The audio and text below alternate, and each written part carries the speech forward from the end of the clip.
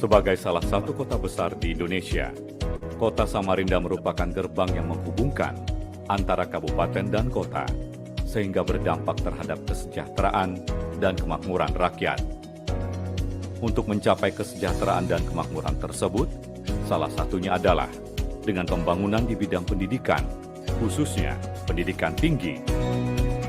Assalamualaikum warahmatullahi wabarakatuh. Selamat pagi.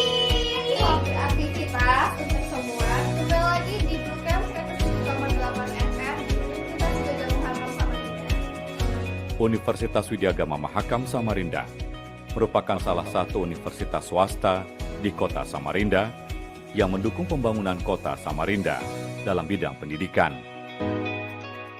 Yayasan ini berdiri pada tahun 1985 yang saat itu dilatar belakangi banyak lulusan sekolah menengah atas yang tidak tertampung di sekolah-sekolah negeri. Berhubung saat itu masuk universitas negeri pun seleksinya pakai sistem computerized. Kemudian tidak semua orang yang bisa melanjutkan sekolah di luar Kalimantan Timur. Oleh karena itu, berdasarkan ajakan beberapa teman, bahwa kita berinisiatif untuk mendirikan universitas yang bisa menampung orang-orang atau anak-anak lulus SMU yang belum bisa untuk sekolah keluar daerah. Sampai saat sekarang, Universitas Widya Gama Mahakam Samarinda telah memiliki 7 fakultas dan 10 program studi yang telah terakreditasi, yaitu Fakultas Ekonomi dan Bisnis dengan program studi manajemen dan program studi akuntansi, Fakultas Pertanian dengan program studi agroteknologi, Fakultas Hukum dengan program studi Hukum, Fakultas Ilmu Sosial dan Ilmu Politik dengan program studi Administrasi Publik, Fakultas Kesehatan Masyarakat dengan program studi Kesehatan Masyarakat, Fakultas Keguruan dan Ilmu Pendidikan, program studi pendidikan guru bahasa Inggris, program studi pendidikan sekolah dasar, program studi pendidikan guru, pendidikan anak usia dini atau PAUD, Fakultas Teknik dan Informatika, program studi ilmu komputer. Universitas Widya Gama Mahakam Samarinda memiliki visi menjadi universitas unggul, widya kewirausahaan, gemilang, dan mulia. Mewujudkan universitas kewirausahaan unggul tingkat nasional. 2. Menjadikan universitas sebagai pusat pendidikan dan penelitian kewirausahaan. 3. Menyebarluaskan jiwa kewirausahaan melalui pengabdian kepada masyarakat. 4. Meningkatkan mutu sumber daya manusia atau SDM yang berakhlak mulia, pengelolaan, kesejahteraan, dan fasilitas universitas. Idealisme didirikannya Universitas Widya Gama Mahakam Samarinda adalah di dalam rangka menampung potensi sumber daya manusia, anak-anak pedalaman, anak-anak perbatasan, anak-anak PNS baik sipil maupun militer yang punya kemampuan intelektual namun dari sisi ekonomi kurang mendukung. Untuk itulah Universitas Widya Gama Mahakam Samarinda didirikan. Assalamualaikum warahmatullahi wabarakatuh. Pada usia yang ke-38 tahun ini, Universitas Widya Gama Mahakam Samarinda telah mengalami kemajuan yang sangat pesat, yang dibuktikan dengan adanya perubahan visi yang disingkat UWGM. U unggul, W widya kewirausahaan, G gemilang, dan M mulia. Unggul artinya menjadi rujukan perguruan tinggi lain, memiliki sertifikat akreditasi unggul, dan lulusan yang berjiwa kewirausahaan. Widya kewirausahaan artinya sebagai pusat ilmu kewirausahaan. Gemilang artinya lulusan dan dosen yang memiliki otak cemerlang dengan ilmu kewirausahaan yang tinggi, tetapi ketika menerangkan ilmu kewirausahaan dengan hati yang rendah. Dan mulia artinya SDM yang berakhlak mulia, pengelolaan yang baik, kesejahteraan yang memadai, serta fasilitas yang lengkap, terpelihara, dan modern. Menurut penelitian Forum Ekonomi Dunia, di era ketidakpastian saat ini, dengan kehadiran kecerdasan buatan akan menghilangkan 83 juta jenis pekerjaan dan menghasilkan 69 juta jenis pekerjaan baru. Oleh sebab itu, dengan jiwa kewirausahaan, lulusan diharapkan bukan mencari pekerjaan sebagai bawahan atau pelayan, tetapi menciptakan lapangan kerja sebagai atasan atau juragan. Universitas Widya Gama Mahakam Samarinda akan terus berkembang dan semakin maju, sehingga kepada masyarakat Kalimantan Timur umumnya dan kepada generasi muda khususnya, saya mengajak untuk bergabung bersama Universitas Widya Gama Mahakam Samarinda sebagai kampus unggul Widya Kewirausahaan, Gemilang, dan Mulia. Mari bergabung bersama kami, Widya Gama Mahakam Samarinda, kampus unggul Widya Kewirausahaan, Gemilang, dan Mulia.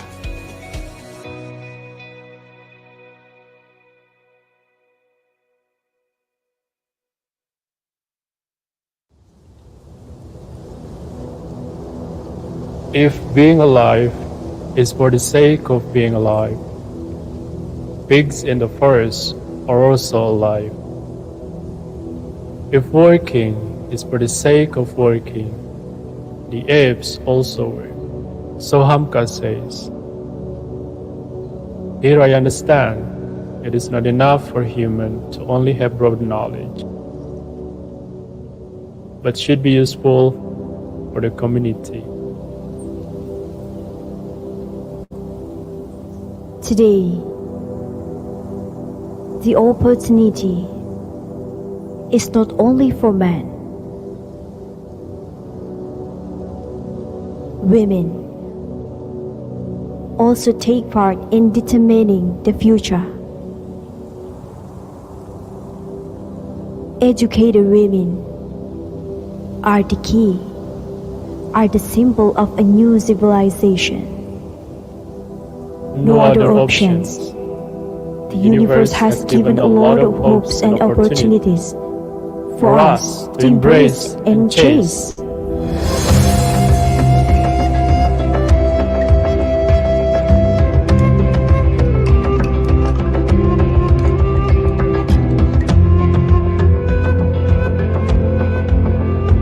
Destined as the pearls of TS Priangan, Tasikmalaya City has abundant natural resources, cultural diversity, and potential human resources. From time to time, Tasikmalaya City has shown its various advancement, and Siliwangi University takes part in the spirit of the new civilization.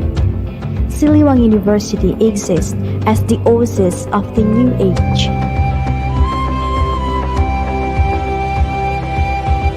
More than half of the century of our country's independence enjoyed by the nation, from Sabang to Merauke, from the north to the south. This independence not is recovery or a gift, but said it's blessed of our heroes. But it doesn't mean the struggle on hand. Today, In the hands of educated youth, the baton continues, and Siliwangi University is here to become the place of the best of educated students who are strong, superior, and fearless. Those are ready to embrace the development of time.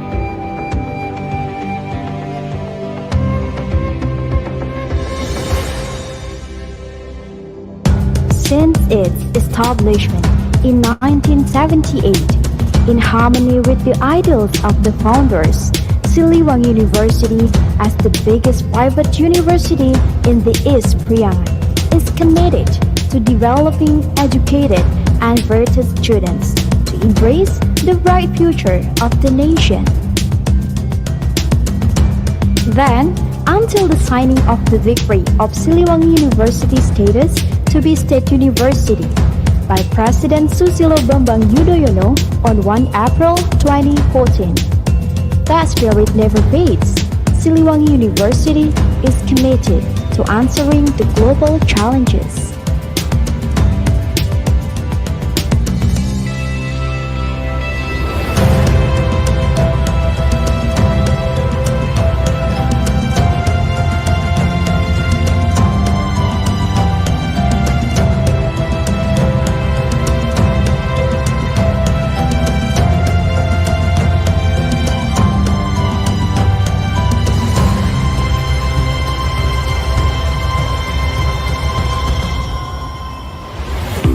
Located in the center of the city of Tasikmalaya, with its cool air, Siliwangi University has created a beautiful and friendly campus area that makes the study atmosphere conducive and enjoyable.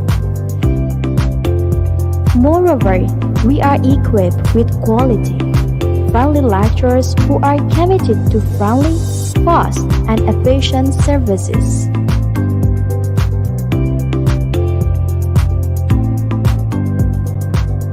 As a reputable state university with its achievements in the East Priangan, Siliwangi University has become a place for teaching and learning for students who come from all over Indonesia. Currently, thousands of students obtaining scholarship from various institutions, government or private, are enjoying their studies with us that upholds the values of Pancasila and diversity.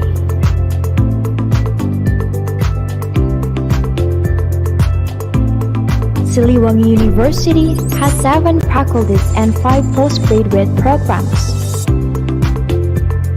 Faculty of Teacher Training and Education, Faculty of Economics,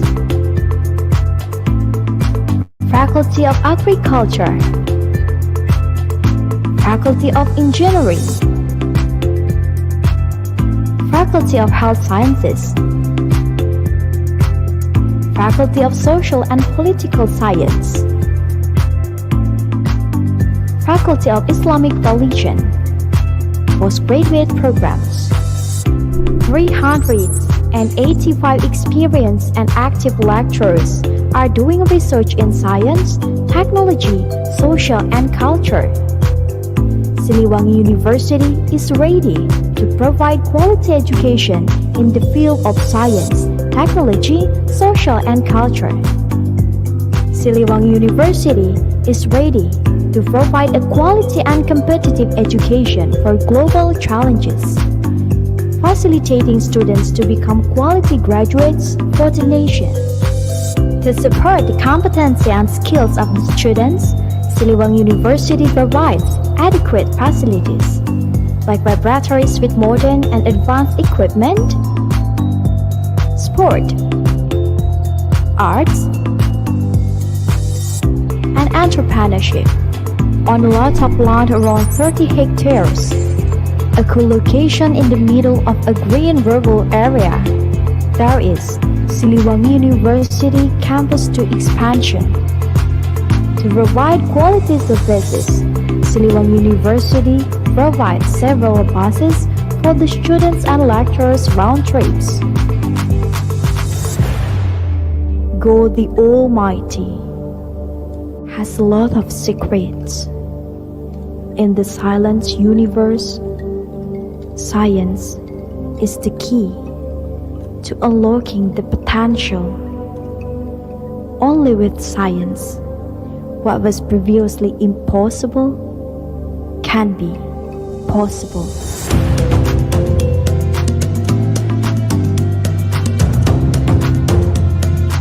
Dear future, it is us. Welcome to Siliwangi University.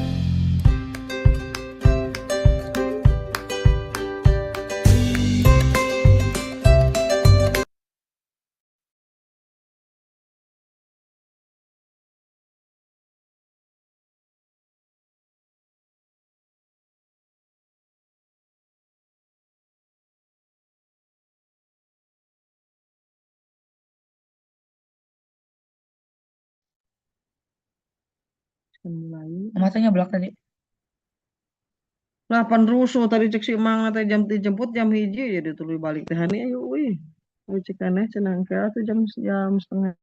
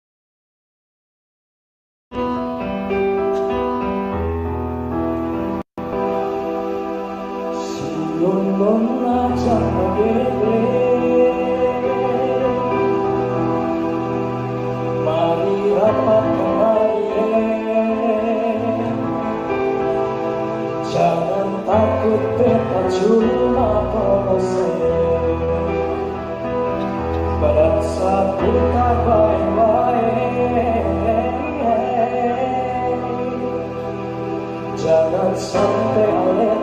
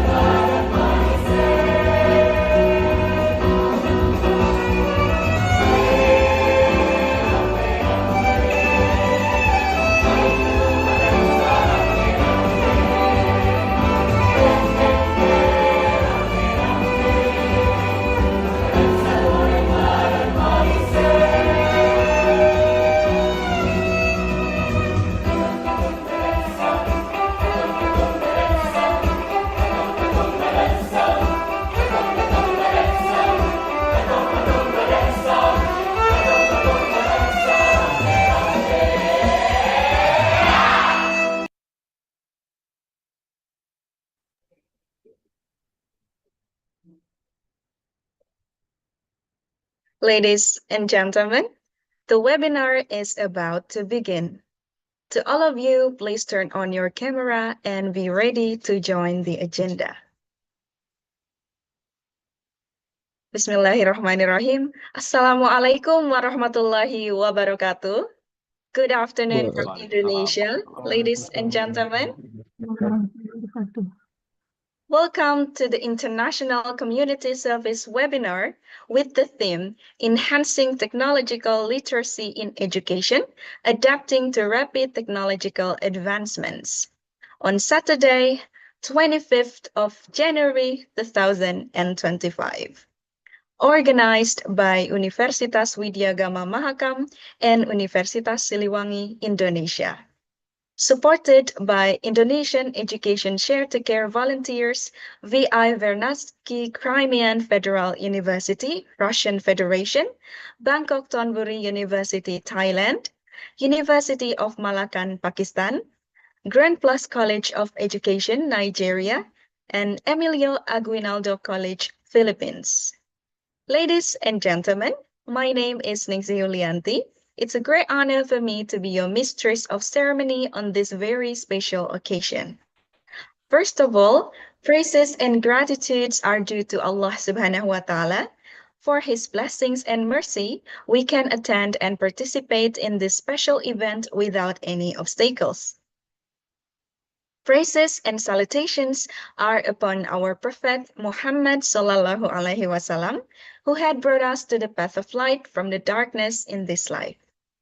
Now, I would like to welcome and express my gratitude to the Honorable Dr. Nani Ratnaningsi, DRA, MPD, as the Dean of the Faculty of Educational Sciences and Teachers Training, Universitas Siliwangi, the Honorable Dr. Yusuf Sufriono, MPD, as the Head of the English Education Department, Universitas Siliwangi, the Honorable Dr. Dedi Rahman Nur, MPD, as the Head of the Research and Community Service Institute, Universitas Widya Gama Mahakam, the Honorable all of the keynote speakers for today, Dr. Tarikan MPhil, PhD, Professor Dr. Supaprawat Siripi Patanakul, Dr. Dedi Rahman Nur, MPD, Mark Gabriel Wagan Aguilar, MBA, MSED, Professor Dr. Ahtem A. Zelilov, Santiana SS, MPD, Jamiu Temi Tope Sulaimon, BEd, MEd, TRCN, and also all of the distinguished participants.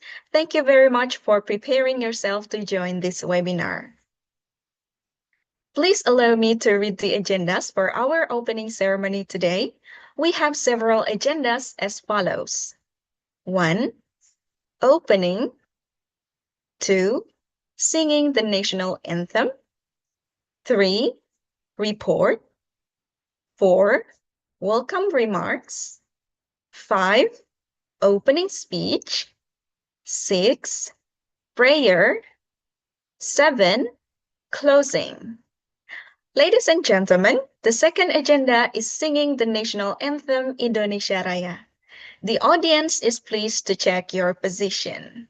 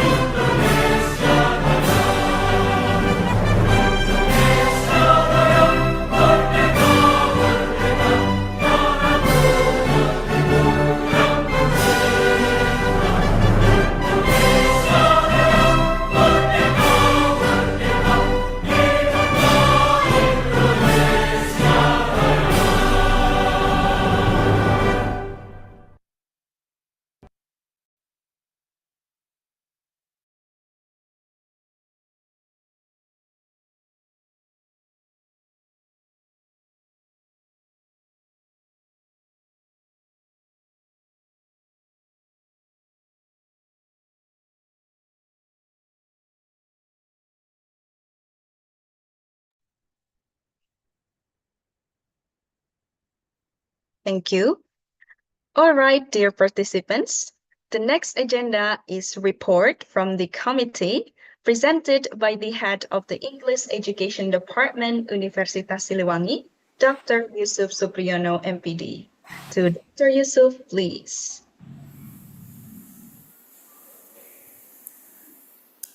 Bismillahirrahmanirrahim. The Honorable Head of LPPM, Universitas Widya Gama, Mahakam, Samarinda. The Honorable Dean of FKIP, Universitas Siliwangi. Distinguished keynote speakers, respected delegates, our partners, participants, colleges, committees, and ladies and gentlemen. Assalamualaikum warahmatullahi wabarakatuh. Waalaikumsalam. Good afternoon to all you. To begin with, I would like to convey my heartfelt gratitude to Almighty Allah Subhanahu wa Ta'ala for His unwavering blessings. Salutations and peace be upon our Prophet Muhammad Sallallahu Alaihi Wasallam, who has imparted love, wisdom, and guidance to illuminate our daily lives. On behalf of the organizing committee, it is my honor and privilege to welcome you all to the International Community Service webinar organized by the Research and Community Service Institutions of Universitas Widya Gama Mahakam, Samarinda, and the English Education Department of Universitas Siliwangi, Indonesia. The theme of this event is Enhancing Technological Literacy in Education, Adapting to Rapid Technological Advancement, which highlights the critical need for educators, students, and communities to embrace and integrate technological innovations into educational practices. In today's fast-paced digital age, technological literacy is no longer a supplementary skill, but a fundamental requirement for navigating and excelling in various fields. This webinar aims to address how technological advancement can be leveraged to enhance educational processes, foster digital competence, and prepare learners to meet the challenge of an increasingly interconnected and technology-driven world. By discussing strategies, sharing insights, and exploring best practices, we hope to empower participants to bridge the gap between traditional educational methods and modern technological tools. Allow me to share some highlights regarding this event. Today, we are proud to have participants from 11 countries: Indonesia, Nigeria, Pakistan, Philippines, Russian Federation, Nepal, Argentina, Egypt, Eswatini, Southern Africa, Thailand, and India, with 400 registrants enthusiastically signing up through the registration from disseminated earlier. The significant interest underscores the importance of our chosen theme and reflects the global commitment to advancing technological literacy in education, particularly in an era where rapid technology advancements shape our learning environment. As the organizing committee, we are particularly delighted to have the honor of presenting 7 distinguished keynote speakers from 7 different countries at this event. I would like to use this opportunity to especially thank to the keynote speakers, Dr. Tarikan from the University of Malakand, Pakistan, Professor Dr. Supa Prawat from Bangkokthonbury University, Thailand, Mark Gabriel Wagan Aguila from Emilio Aguinaldo College, Philippines, Professor Dr. Aktim from Vernadsky Crimean Federal University, Russian Federation, Jamil Temitope Sulaiman from Grand Plus College of Education, Nigeria, Dr. Dedi Rahman Nur, MPD, as the representative keynote speaker from Universitas Widya Gama Mahakam Samarinda, Indonesia, and Santiana, MPD, as the representative keynote speaker from Universitas Siliwangi, Indonesia.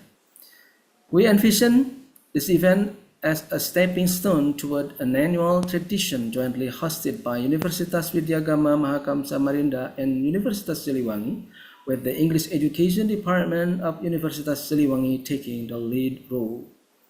This collaboration aims to foster opportunities for community service programs conducted online while also broadening networks and partnership in the future. By continuing to engage in such meaningful initiatives, we believe that both institutions can contribute significantly to society and global educational development. As we embark on this journey, we are confident that this webinar will provide a valuable platform for sharing knowledge, experiences, and innovative practices that can inspire and benefit all participants. Let's take this opportunity to learn, to collaborate, and to grow together.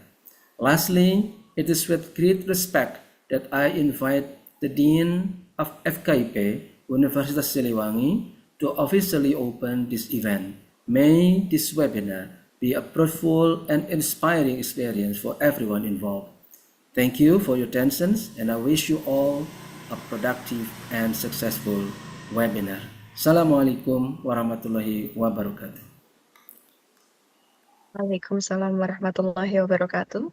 Thank you very much for the report, Dr. Yusuf Supriyono, MPD. Ladies and gentlemen, let's move to the next agenda. A welcome remark from Dr. Dedi Rahman Nur, MPD, as the head of the Research and Community Service Institution, Universitas Widya Gama Mahakam. To Dr. Dedi, please. Thank you for moderator. Assalamualaikum warahmatullahi wabarakatuh.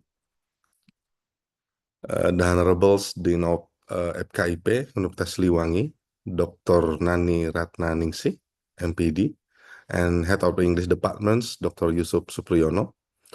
And dear friends, colleagues, and participants, welcome to our International Community Service webinars. This is the first International Community Service webinar that we have partnerships with Universitas Siliwangi. And we are proud to collaborate with Universitas Siliwangi, especially the English Education Departments. And I want to thank to Bu Santiana. She is my friend, exactly, and because of her, we can make it, I think, for these events. And also extends our gratitude to our partners, Indonesia Education Share to Care volunteers, and the speakers from Russia, Prof. Dr. Axems, Finance Crime Federal University, and from Bangkokthonbury University, Thailand, Professor Dr. Prawat, and from Nigeria, Grand Plus College of Education, JMU, and Mark Gabriel Wagons from Emilio College, Philippines, and also Dr. Sharik Khans from University of Malakand, Pakistan. Like Dr. Yusuf mentions before that, this event highlights the importance of adapting our educational practice to the rapid technological advancement that we face now, and how we manage this technology, especially artificial intelligence, or we can say that AI, as we know, that influence many things in educations now. And I hope your participants is vital as we share insight and strategies later on to enhance this technological literacy and educations. And I encourage the participants to engage actively in our discussions today. And last, thank you to everyone who made this event possible, especially for the teams from Siliwangi. Wow, a great committee, I think. Thank you very much for the students. And let us work together to inspire and innovate in our educational practice. Thank you. That's all. Assalamualaikum warahmatullahi wabarakatuh. Waalaikumsalam warahmatullahi wabarakatuh. Thank you very much for the warm welcome remark, Dr. Dedi Rahman Nur, MPD. The next agenda is opening speech by Dr. Nani Ratnaningsih, DRA, MPD, as the Dean of the Faculty of Educational Sciences and Teachers Training, Universitas Siliwangi. To Dr. Nani, please. All right, thank you. Bismillahirrahmanirrahim. Distinguished keynote speakers, respected delegates, our partners, participants, colleagues, committees, ladies and gentlemen.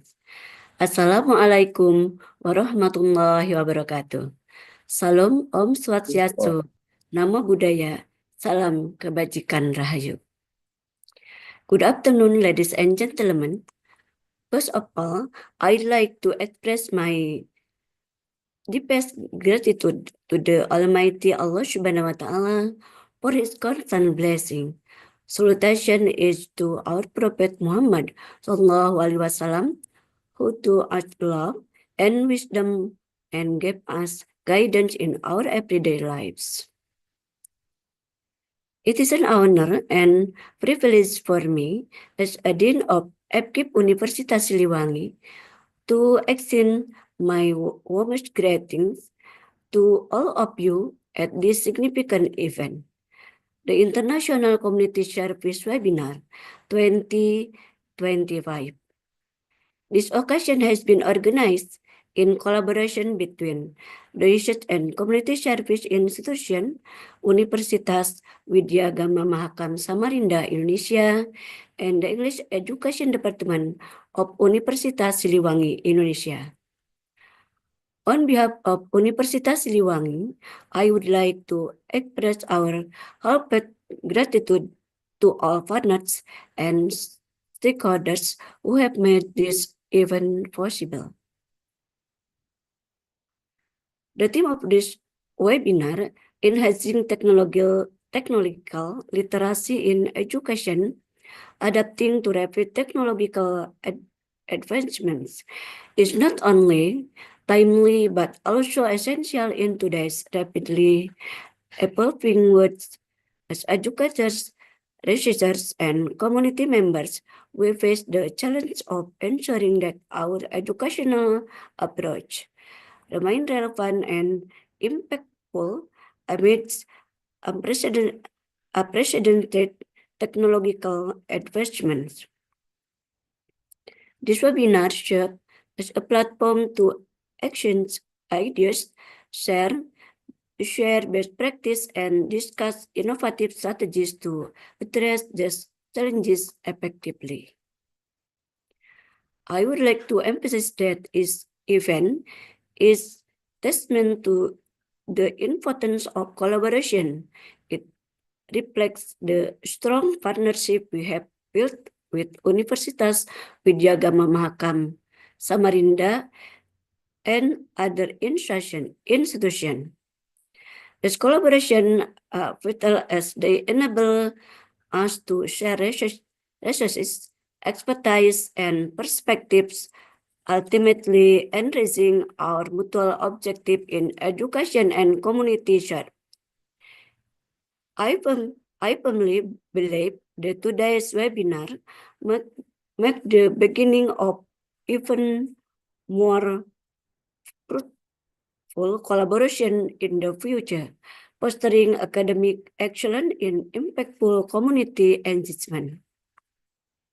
The focus on technological literacy align with the urgent need to equip educators and students with the skill necessary to the thrive in the technology-driven era. By enhancing technological literacy, we empower individuals to harness technology's potential for educational innovation, bridging gaps, and creating inclusive learning environment. This effort not only benefits our academic institution, but also contributes significantly to societal progress. Today, we are delighted to witness the participation of more than 400 individuals from various backgrounds and institutions, representing a wide spectrum of expertise and perspective from around 11 around 11 countries: Indonesian, Nigeria, Pakistan, Philippines, Russian Federation, Nepal, Argentina, Egypt, Eswatini, Southern Africa, Thailand, and India. This remarkable turnout reflects the shared commitment and enthusiasm for advancing technological literacy in education. As we embark on this inspiring journey today, I encourage all participants to actively engage in discussion, ask questions, and explore the insight shared by our esteemed speakers. Let us take this opportunity to build networks, enhance knowledge, and ignite meaningful collaboration that will drive us forward in adapting to rapid technological advancement. I would like to use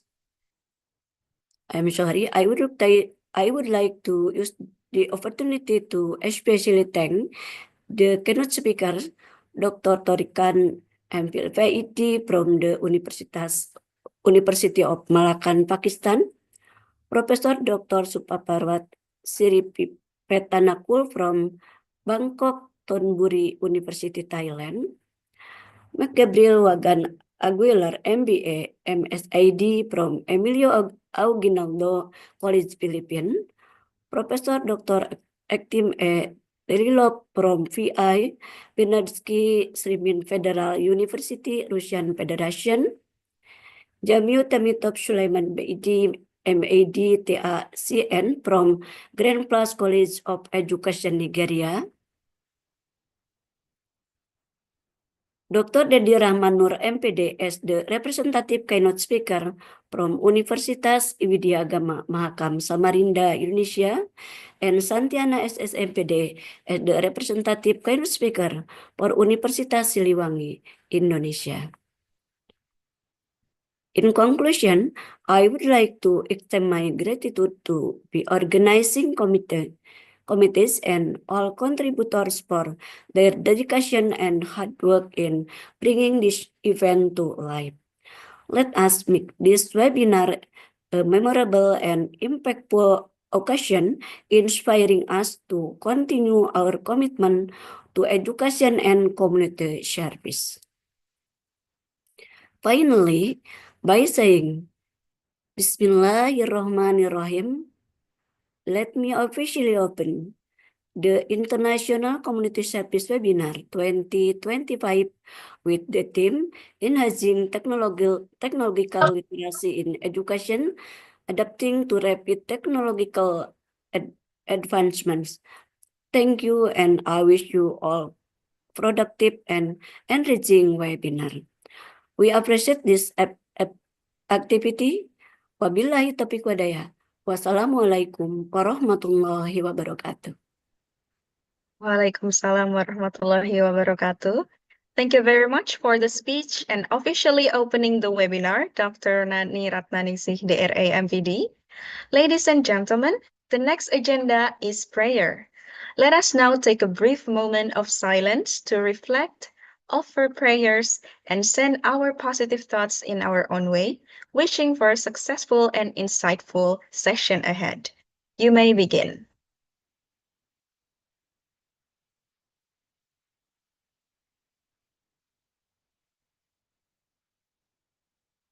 Thank you.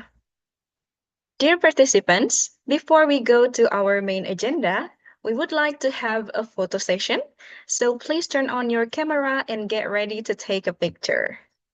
Right, you might turn on your camera now and show us the best smile. Right, since we don't know which slide you are in, so just skip the pose. Slide 1, smile. 1, 2, 3.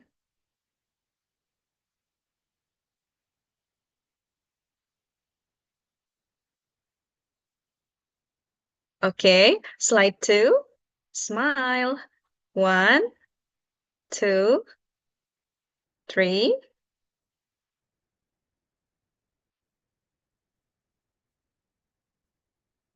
Right, Slide 3.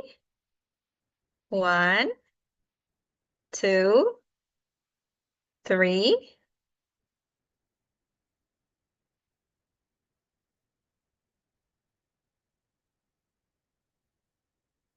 Right. Slide 4, we still have some. Smile.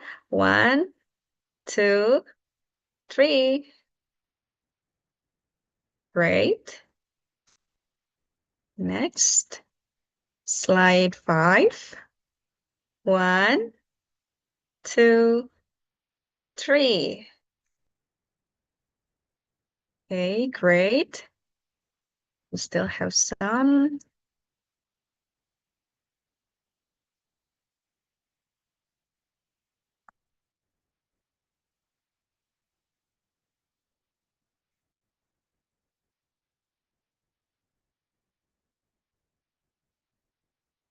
Right. Right, this is the last slide. 1, 2, 3. Okay, great. Because the next slides are only names, so that's all for the photo section, everyone. Thank you so much for turning on your camera and giving us your best smile. Great.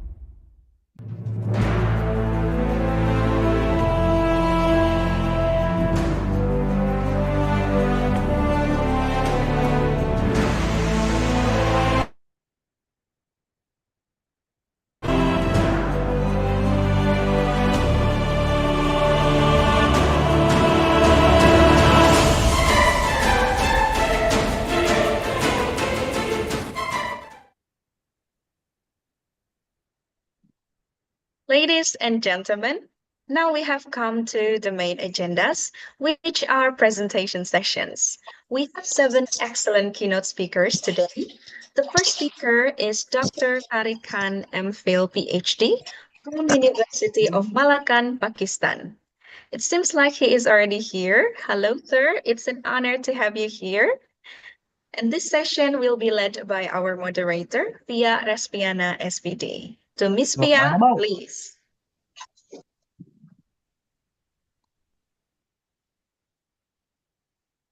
Thanks, but I would like to check my voice first. Is it clear? Yes, it's loud and clear. Okay, thank you very much. Bismillahirrahmanirrahim. Assalamualaikum warahmatullahi wabarakatuh. Good afternoon, ladies and gentlemen.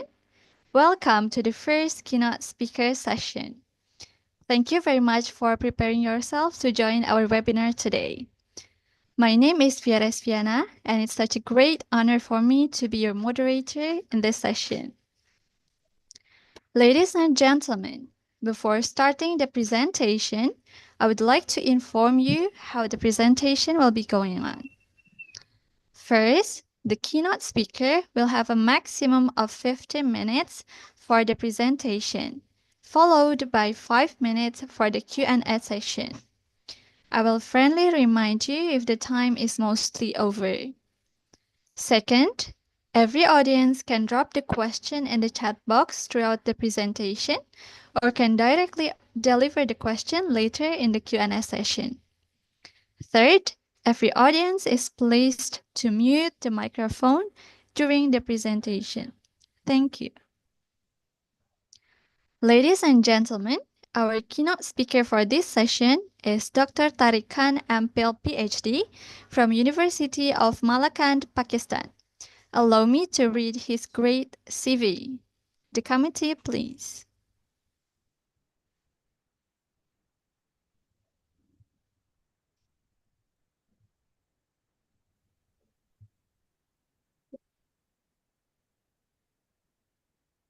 All right.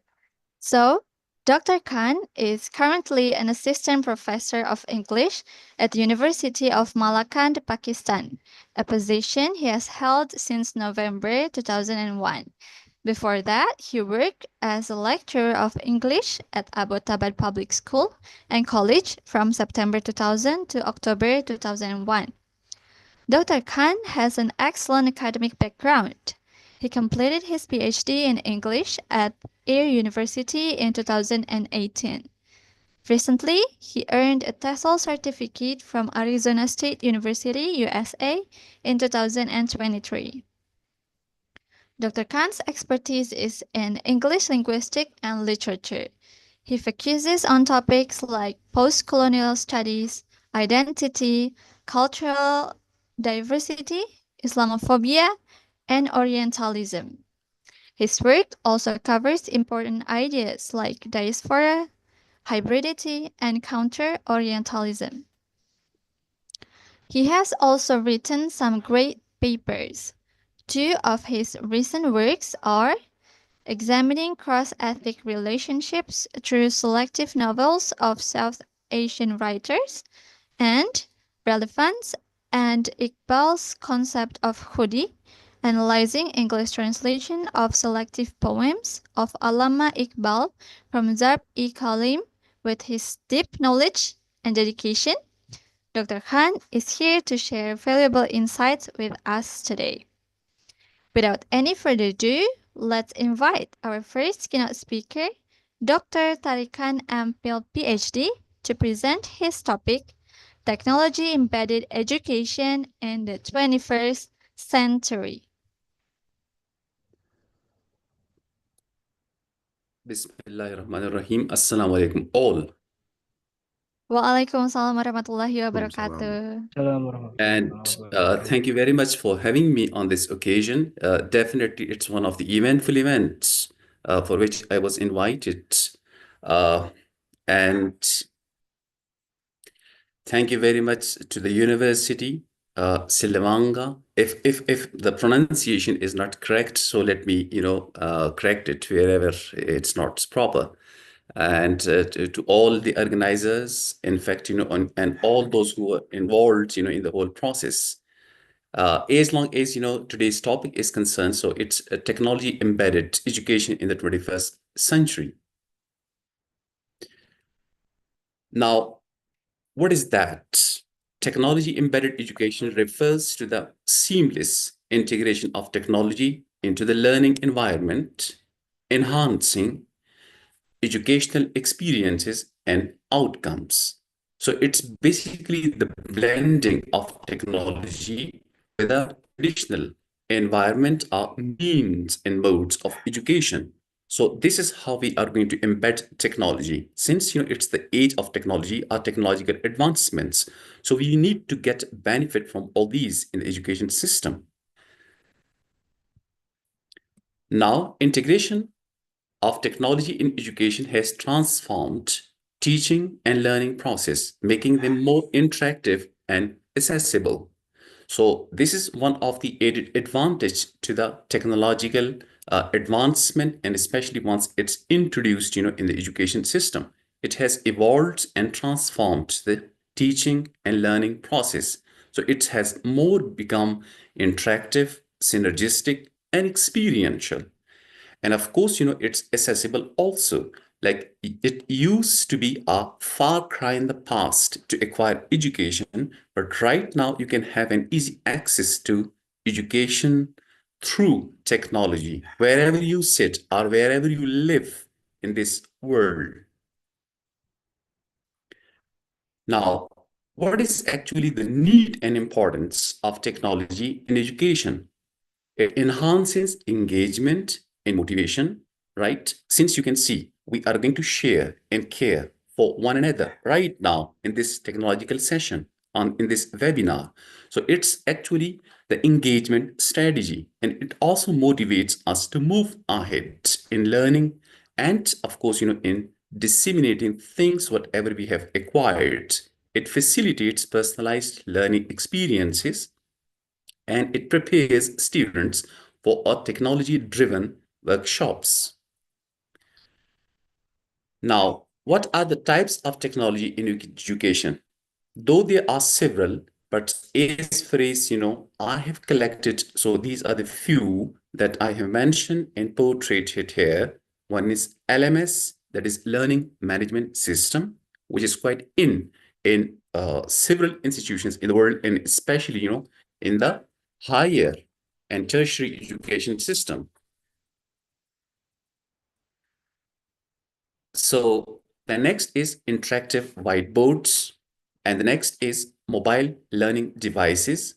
The next is virtual reality and augmented reality. So these are the few types and modes through which we can disseminate and acquire learning. And these are going to serve the purposes of all, by all means, to the commoners or to the advanced learners. Now, what are actually the benefits of technology-embedded education? Increased accessibility to resources, enhanced collaboration among students, immediate feedback and assessment. So, since it's interactive, since it's synergistic, and the people are virtually together, or they are linked close, so that's the reason, in fact, they keep asking whatever is not clear to them. So it has become, a source of collaboration, a source of, accessibility, and a source of a prompt and a positive feedback and assessment. Now, since we have talked about the need and importance and about the benefits of all that, but here are a few challenges that we usually face in such environments. Like, what are actually the challenges, since the pros and cons, they go parallel, they go hand in hand. So there are certain challenges because of which it hinders our learning process. The first one is digital divide and access issue. Like, it's not essential that all people are the folk of the world. In fact, they have an easy access to the internet and virtual means. The teacher training and professional development. This is the next challenge. Like, most of the people means, especially the trainers, the teachers, and the educators, they are not well trained and have no professional uplift in technology, because of which, it creates an issue in the dissemination of understanding or knowledge. Overall reliance on technology. This is another issue. Like sometimes we become over reliant on technology, because of which we simply, we in fact, leave this reliance on traditional mode of learning, and of course, whatever we possess.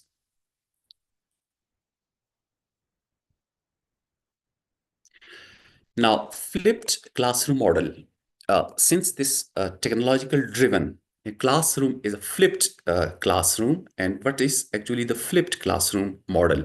It utilizes technology to deliver instructional content outside of the class, allowing for more interactive and hands-on learning during class time. And since there's a picture, and through this diagram, you can easily understand that what's it going to say. Like it actually reflects the Bloom's taxonomy in education. So the education itself, through technology, it's not only going to present things, but it's going to recreate things. And this recreation is very important. Like it in fact triggers one's creative faculty in order to get involved in the usage and effective usage of the technology. So that's how the Bloom's taxonomy come into play once it is a technology driven education. The role of educators in technology embedded education. Educators must adapt their teaching strategies to incorporate technology effectively, fostering a learning environment that encourages exploration and critical thinking. This is, in fact, one of the important most, because out there are several means and modes, gadgets and all that. But in fact, what we need to do, we need to, sort and sift out that is important to our needs and necessities. So we need to adapt, the technology according to our needs. And then we would be able, to move ahead. So technological advancement itself, it has to be customized and acclimatized according to our needs. Now, as far as the future trends in technology embedded education is concerned, so these are, some tools and softwares and things like that are rising, in fact, the future, in fact, belongs to these technological gadgets. So we need to be aware of all these things, not only the pros, the cons, the do's and don'ts, and the pluses and the minuses of these. So the first one is increased use of artificial intelligence in personalized learning, growth of online and blended learning environments, expansion of gamification in education. So what are these? We need to include, in fact, in our education system, these tools, these softwares, and these means and modes. What for? Because they are, in fact, quite beneficial and effective, as well as instrumental in learning process. Now, impact of student learning outcomes. Research indicates that technology-embedded education can lead to improved student performance and engagement, since it's going to trigger a neurological process towards learning. And since it has become a stimulus out there that stimulate us, that certainly motivate us towards learning. So because of which this has become a beacon light for us to learn things. Now, technology embedded education is essential for preparing students for the future, fostering skills necessary for success in a rapidly changing world.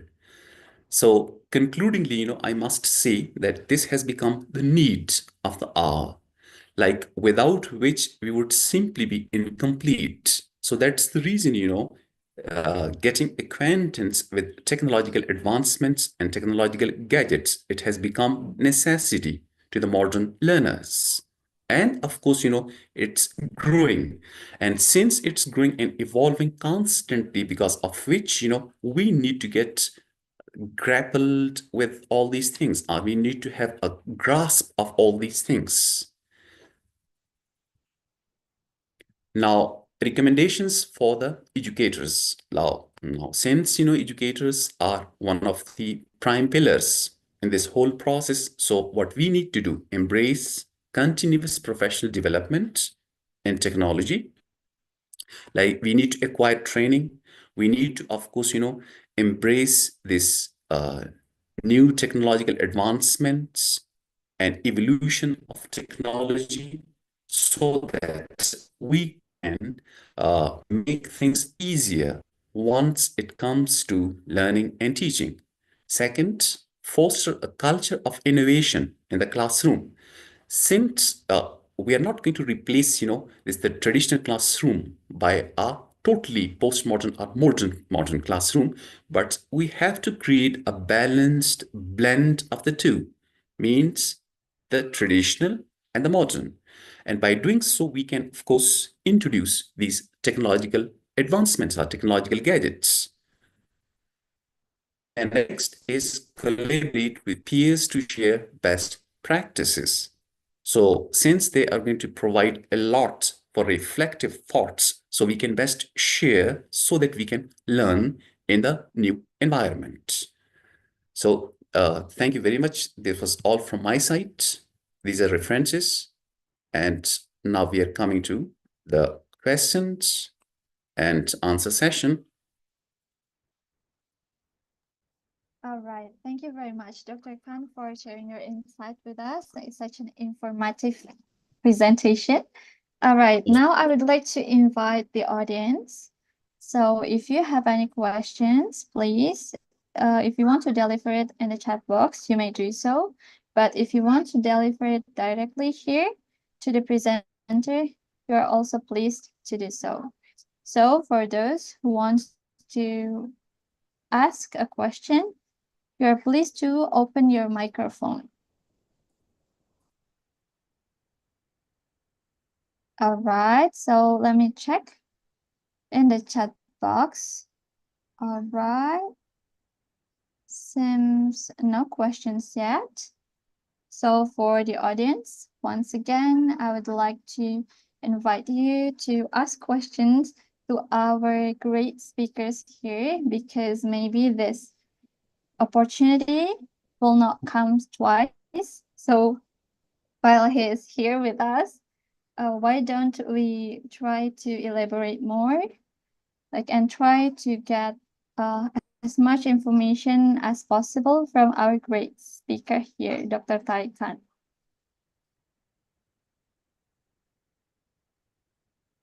Yes, the questions would be most welcome. And if you can realize, I have set a background that is Indonesian background. Ah, yeah. Oh, yeah. Yes.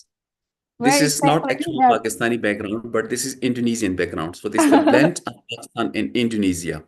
Ah, I see. Wow, thank you, sir. You're Most very welcome. helpful. All right. So seems like there's no question. I would like to ask again one more time for all the audiences. If you have any question, please you may raise your hand. I will wait for 10 seconds maybe. Okay. I hope the session was fruitful. Yeah. How was it the is. session? In fact, let me ask from from Professor Santiana. So how was the session?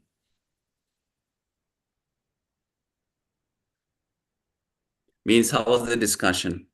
How was the presentation and all that? What's your input on it?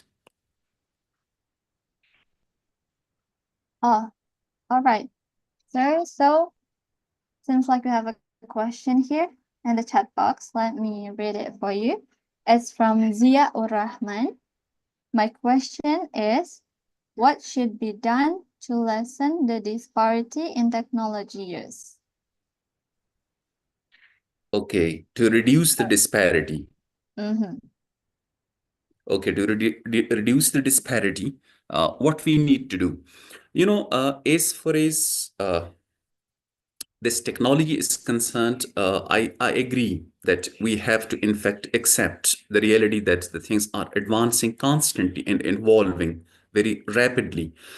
But what we need to do, in fact, we cannot replace, the entire system, right? This is very important. Like sometimes we are thinking of the ideal. We need to think of the practical and real, not of the ideal.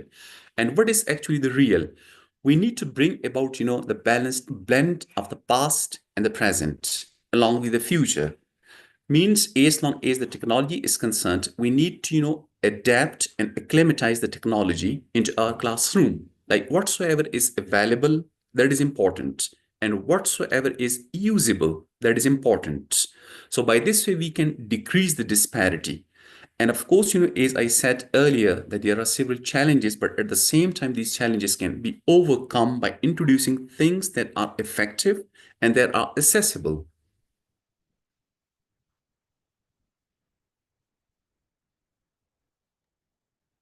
All right, thank you very much, Dr. Tariq. All right, so it seems we ran out of time. So, Okay. unfortunately, I have to end the discussion session. Once Okay. again, thank you very much, Dr. Khan, for sharing your amazing insight with us. It's such an informative presentation.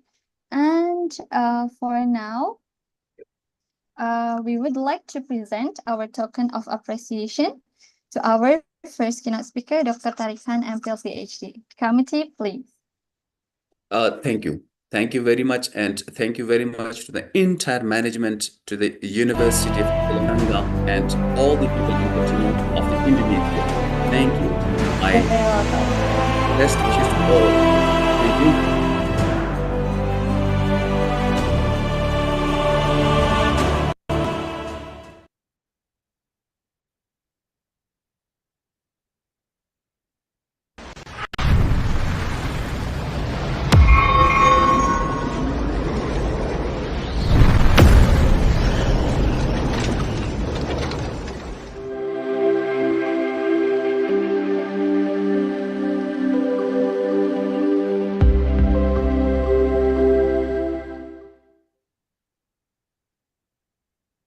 All right. Once again, thank you very much, Dr. Khan. And with that, I will now return the session to our MC, Ms. Ningsi. Please. Thank you very much for the insightful presentation, Dr. Tariq Khan, MPhil, PhD. And also thank you, Ms. Via, as the moderator for guiding the wonderful presentation and question and answer session. Dear participant, now we are going to the next session. The second keynote speaker is Professor Dr. Supaprawat Siripipat Tanakul from Bangkokthonbury University, Thailand. Hello, sir. It is a great honor for us to have you here. And this session will be guided by the moderator, Mia Rosliana, SPD. To Miss Mia, please. Yes, I'm here. All right. Yes, First of yes. all, Can you hear me? yeah, sir, it's very clear. Okay, so first Yeah, of all, am I great. audible? It's clear. It's clear. Okay. All right. Thank you, Miss Ningsi. Assalamualaikum warahmatullahi wabarakatuh. Good afternoon, everyone. I warmly, everyone, and deeply appreciate you for taking the time to join our webinar today. It's my great privilege to introduce myself to all of you. My name is Mia Rosliana. I'm from Siliwangi University, Indonesia, as the moderator for the second keynote speaker today. All right, ladies and gentlemen, before starting the presentation, I'd like to inform you how the presentation will be going on. So first of all, the keynote speakers will have a maximum of 15 minutes for the presentation, followed by 5 minutes for question and answer session. So please manage your time, and I will friendly remind you if the time is mostly over. Q&A session will be done after the keynote speaker's presentation, and every audience can drop the question in the chat box or can directly deliver the question by raising hand virtually. Every audience member is pleased to mute the microphone during the presentation. Thank you. All right, ladies and gentlemen, the second keynote speaker for this session is Professor Dr. Supaperawat Siripaptanakul from Bangkokthonbury University, Thailand. All right, and now it's my great pleasure to read the personal data of our keynote speaker. All right, so this is the personal data from our keynote speaker. For the educational background, from 2020 to 2022, as a Doctor of Business Administration, DBA researcher at Manipal Global Next University, Malaysia, and from 2015 to 2017, a Bachelor of Art, Sekotai Tamat Tirat Open University, and from 2012 to 2014 is Bachelor of Education, Sukhothai Tamat Tirat Open University, and the same as 2006 to 2011 as a Doctor of Philosophy, Educational Administration at the same university, Sukhothai Tamat Open University. And for the work experiences, from 2021 to present is Project Supervisor of EMBA students, Unit Here in International University, and from 2010 to present is a lecturer at Bangkokthonbury University, and also as editor-in-chief, Review of Advanced Multidisciplinary Sciences, Engineering and Innovation. And for the research interests are healthcare management, educational management, business management, human and computer interaction, behavioral analytics, and social sciences. Wow, that's really great CV from Mr. Supaperawat. Okay, everyone, ladies and gentlemen, without any further ado, let's invite our second keynote speaker, Professor Dr. Supaperawat Siripaptanakul from Bangkokthonbury University, Thailand, to present his topic, Artificial Intelligence or AI, Writing Detection Adopting Digital Intelligence.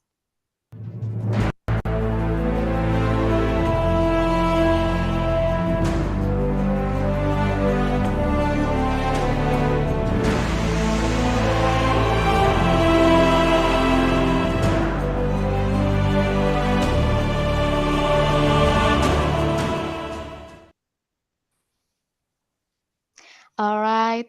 Good afternoon, sir. Good Okay. afternoon. All right. We are so glad to have you here with us today, and it's great to see you today. All right, sir. The Zoom floor is all yours. Okay, thank you. Let me share my screen.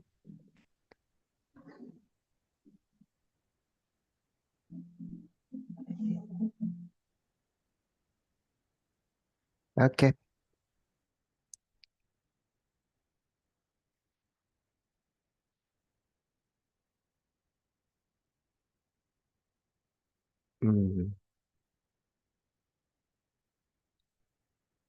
Sorry.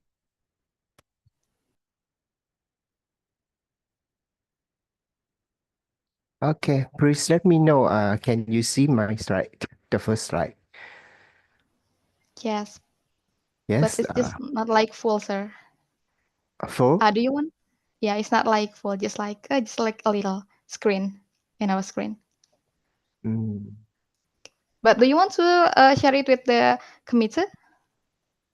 Can you see? On my side, I can see only one slide, not full. Yeah, it's only one slide. That's right.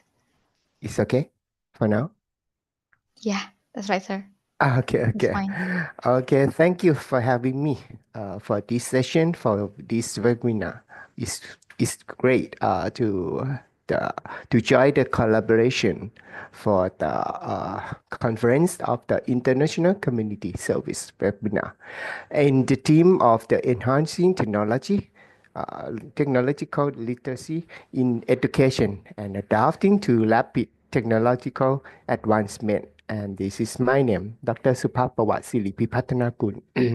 You can follow my research regarding in orchid.org. And this is the theme of today's session, the enhancing technological literacy in education, adapting to a rapid technological advancement. And this is my educational background. Actually, I'm a dentist and get a doctor of dental surgery and master of oral medicine. I got a PhD in education and some bachelor's degree. And I have also the Doctor of Doctor of Business Administration. When we talk about contemporary study in education, it means that we study based on the educational research and using the digital technology in the digital technology era for the contemporary research design. And the topic for today for my presentation is about the artificial intelligence writing detection using the digital intelligence. Is this Sir? where? Yes, yes. Sir, I'm so sorry, but we cannot see your PowerPoint. Slide? We cannot see your PPT. Is it okay if we share it for you? Like the committee Yeah, will. yeah. Sure, sure, Okay. sure. All right. Thank you so much, sir.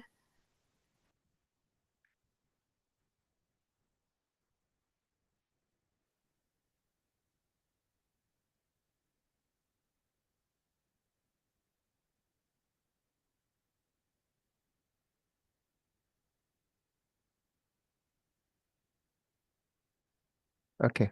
I can see the slide, but I cannot control the slide, right? Okay. This is my educational background again. I got the doctor of dental surgery and in a field specialized in oral medicine. I got the doctor of uh, philosophy in education also, and also for the doctor of business administration. The next slide, please. For the introduction for today, when we do the contemporary research design, it means that you have to do in the background of the contemporary study in the education based on the educational research and using the digital technology in this digital transformation era. Next slide, please. My today topic is about the artificial intelligence, writing detection using the digital intelligence or digital technology transformation. Next slide, please. And this is the schedule for today. And this is my time and topic about digital intelligence in artificial intelligence in academic writing detection. Yes. The definition of the AI or artificial intelligence is the ability of the computers to resemble of the human intelligence. And when we talk about the artificial intelligence, it means that we have to use the human intelligence also. The next slide, please. Because the digital intelligence comprises of two components. The first component is the artificial intelligence, and the second component is the human intelligence.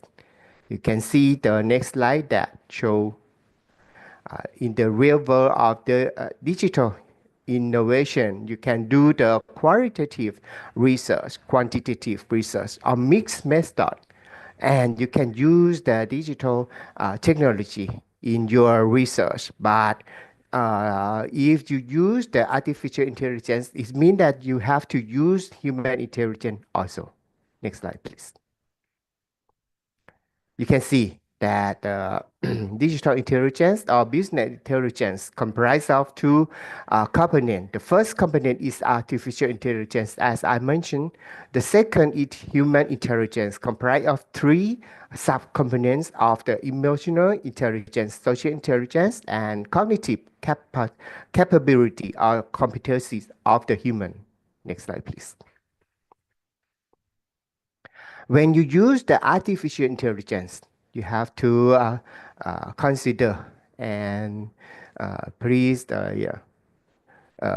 avoid the privacy and security involvement.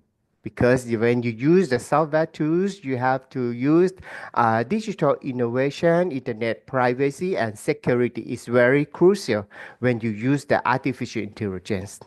You have to use human intelligence also. Next slide, please.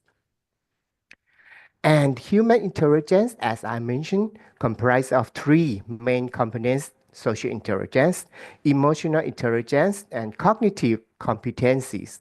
When you use the artificial intelligence, you have to avoid the ethical concern. You could not copy and paste. When you use the AI and you would like to summarize of the paper, sometimes you would like to summarize of the paper, please avoid to copy and paste because it's involvement of the ethical concern. And you have to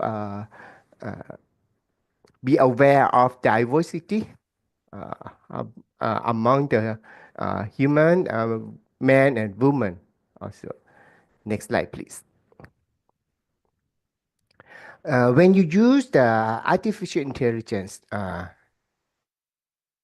you have to use it based on the theory. The theory involved of the artificial intelligence is the TAM model.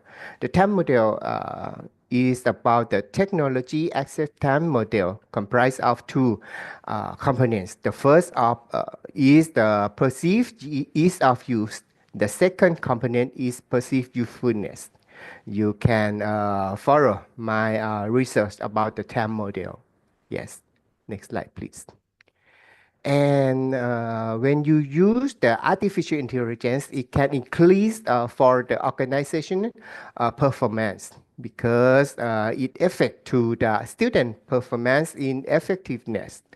And also it can increase the educational staff performance also. Next slide, please. This is the model of the performance is the outcome. Student satisfaction or learning effectiveness could be the mediator. And you can use of the AI technology and involved to the human intelligence. Two components of AI and human intelligence are the digital intelligence based on the TAM model and as mentioned, the human intelligence comprises of three components. Next slide, please. The example of the AI, you can use the Gama, you can use ChatGPT, you can use Gemini or Google Bard to writing detection, writing. If you use the AI large such as Camry is very useful for you because Camry can check for grammar and plagiarism and AI writing. Next slide, please. The best practice in learning and teaching should be based on the research, educational research, and you can use AI for appropriate in academic writing. Next slide, please. This is the example of the AI detection when you would like to use it at qualitative research. You can use in vivo to check for the keywords or the word crowds. The next slide, please. Another example is the keyboard. You can use keyboard for paraphrase. Next slide, please. And when you do the research in education, you have to check it for validity because you have to do it based on theory, variables, previous study, instrumentation, and research. Use the adopt for the research expert. And you can use the AI in academic writing to avoid any ethical issue or copy could not. Yeah, next slide, please. For the research method, you can use AI in academic writing, especially in data analysis. You can check for plagiarism. You can check for the AI writing similarity. Next slide, please. This is the example of the Turnitin.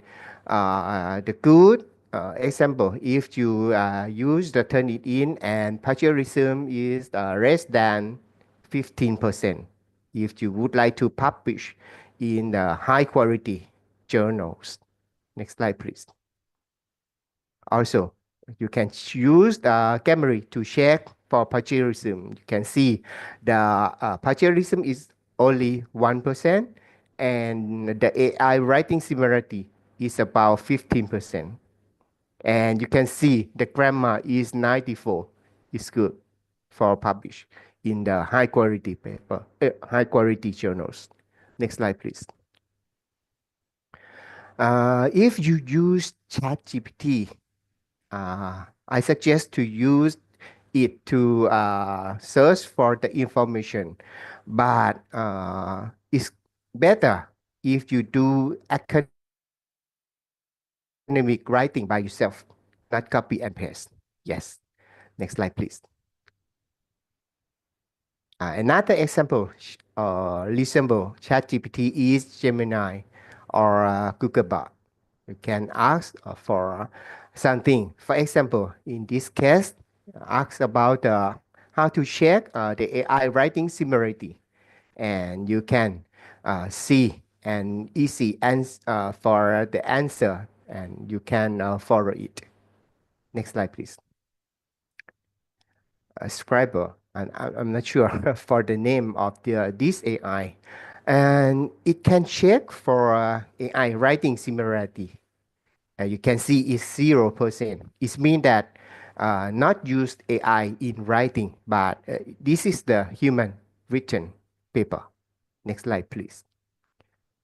And I promote for two books of my responsibility as the editor in IGI Global Scientific Publishing is the Scopus book. The first book is Privacy and Security Management Practice for Organization. Second, the Sustainable Development for Hospital and Clinics. Please join because this month is the process of the review of the chapters. Next slide, please. And thank you. This is my name, and my responsibility is about the Scopus first quartile in journal editor, second for the Scopus book editor and academic researcher. Thank you. If there are any questions, you can type or ask. All right, thank you so much, Mr. Supaprawat. Okay, and then yeah, it's very interesting topic, yeah.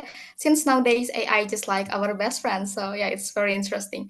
Okay, for the audience, for those who have a question, you can write it down on your chat box, or maybe you wanna like ask directly, you can raise your hand.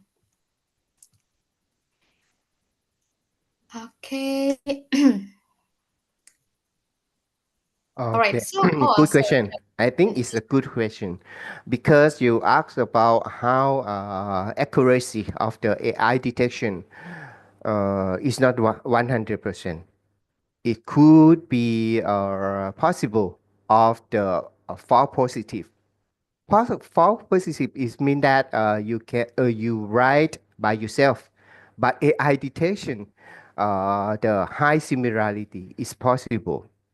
In this case, if the editor or the journal asks you that you did not use AI in academic writing, you have to declare that you did not use AI in writing the paper. Yes, false positive is possible. Sometimes you have to use not only one AI detection software. You have to use Turnitin compared to Camry, to Scriber or something that can detect for the AI writing similarity. Yes. All right, thank you so much for your insightful answer, and thank you to Mr. Pajar for asking the question. All right, everyone, is there any other question? Okay. Right. It seems that there is no more question, and unfortunately, our time is very limited. So, thank you so very much I for have Mr. another question. Oh, I see another question. oh, okay. Okay, Uh, this is last the question. question is about if someone dependent on the AI, especially in academic, in writing skill, how to overcome it. I think AI is useful, but you use it with human intelligence, as I mentioned. You have to avoid the ethical issue, ethical concerns is very crucial because you know that you write it using AI writing or not. You know, because you do. And in my opinion, if you would like to get some idea about the variable or dependence that involved in the paper or study, it's okay. But if you ask and follow all the contents of the AI, AI writing, I don't agree. I do not agree because if you follow, the AI detector can detect it, and when you submit the paper or manuscript, it could be rejected. Yes. All right. Oh, that's amazing. Okay, thank you so much for Mr. Supaprawat. It's such an Yes. interesting discussion. Thank Yeah, and you. if you Thank don't you. mind, all right. Thank you. Okay, sir. Now we would like to deliver our great token of appreciation to our second keynote speaker, Professor Dr. Supaprawat Siripaptanakul from Bangkokthonbury University, Thailand. The committee, please.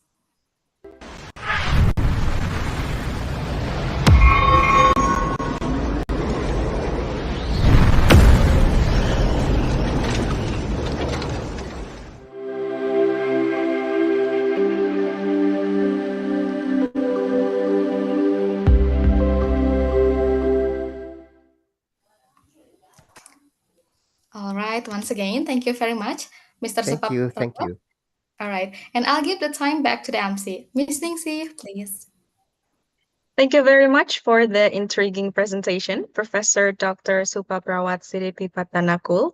And also thank you, Miss Mia, as the moderator, for guiding the presentation and question and answer session. Next session will be very interesting, everyone. Our third keynote speaker is Dr. Dedi Rahmanur, MPD, from Universitas Widya Gama Mahakam. And the session will be accompanied by our moderator, Raisa Az-Zahra. To Miss Raisa, the floor is yours. All right, thank you, Miss Ningsi. First of all, I would like to check my voice is it clear? Yes, it's clear. Okay, thank you. Bismillahirrahmanirrahim. Assalamualaikum warahmatullahi wabarakatuh. Good afternoon, everyone. Thank you for joining us today on this webinar.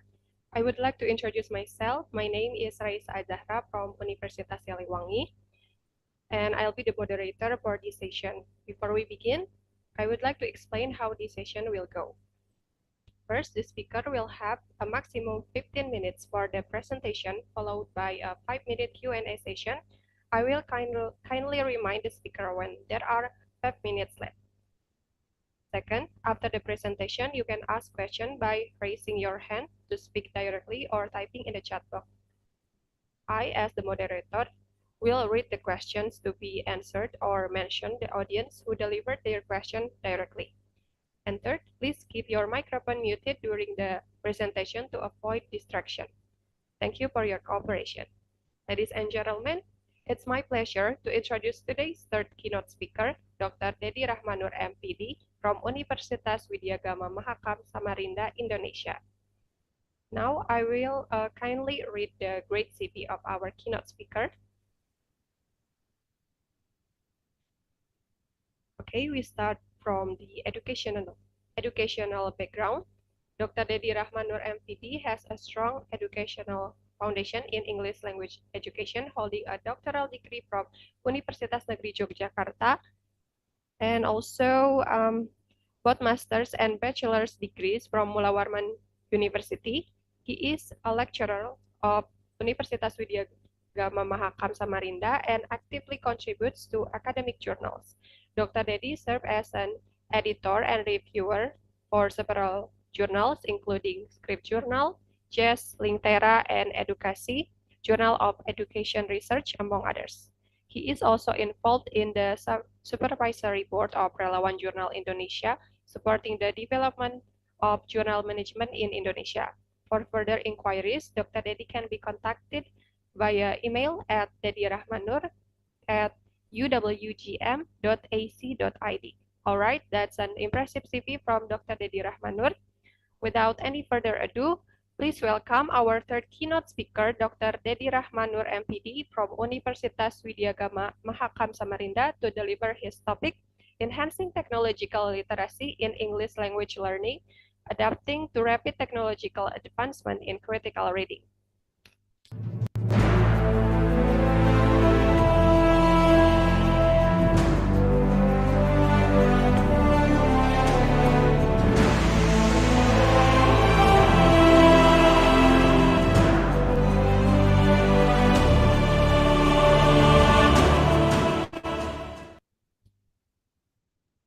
Good afternoon, Dr. Dedi.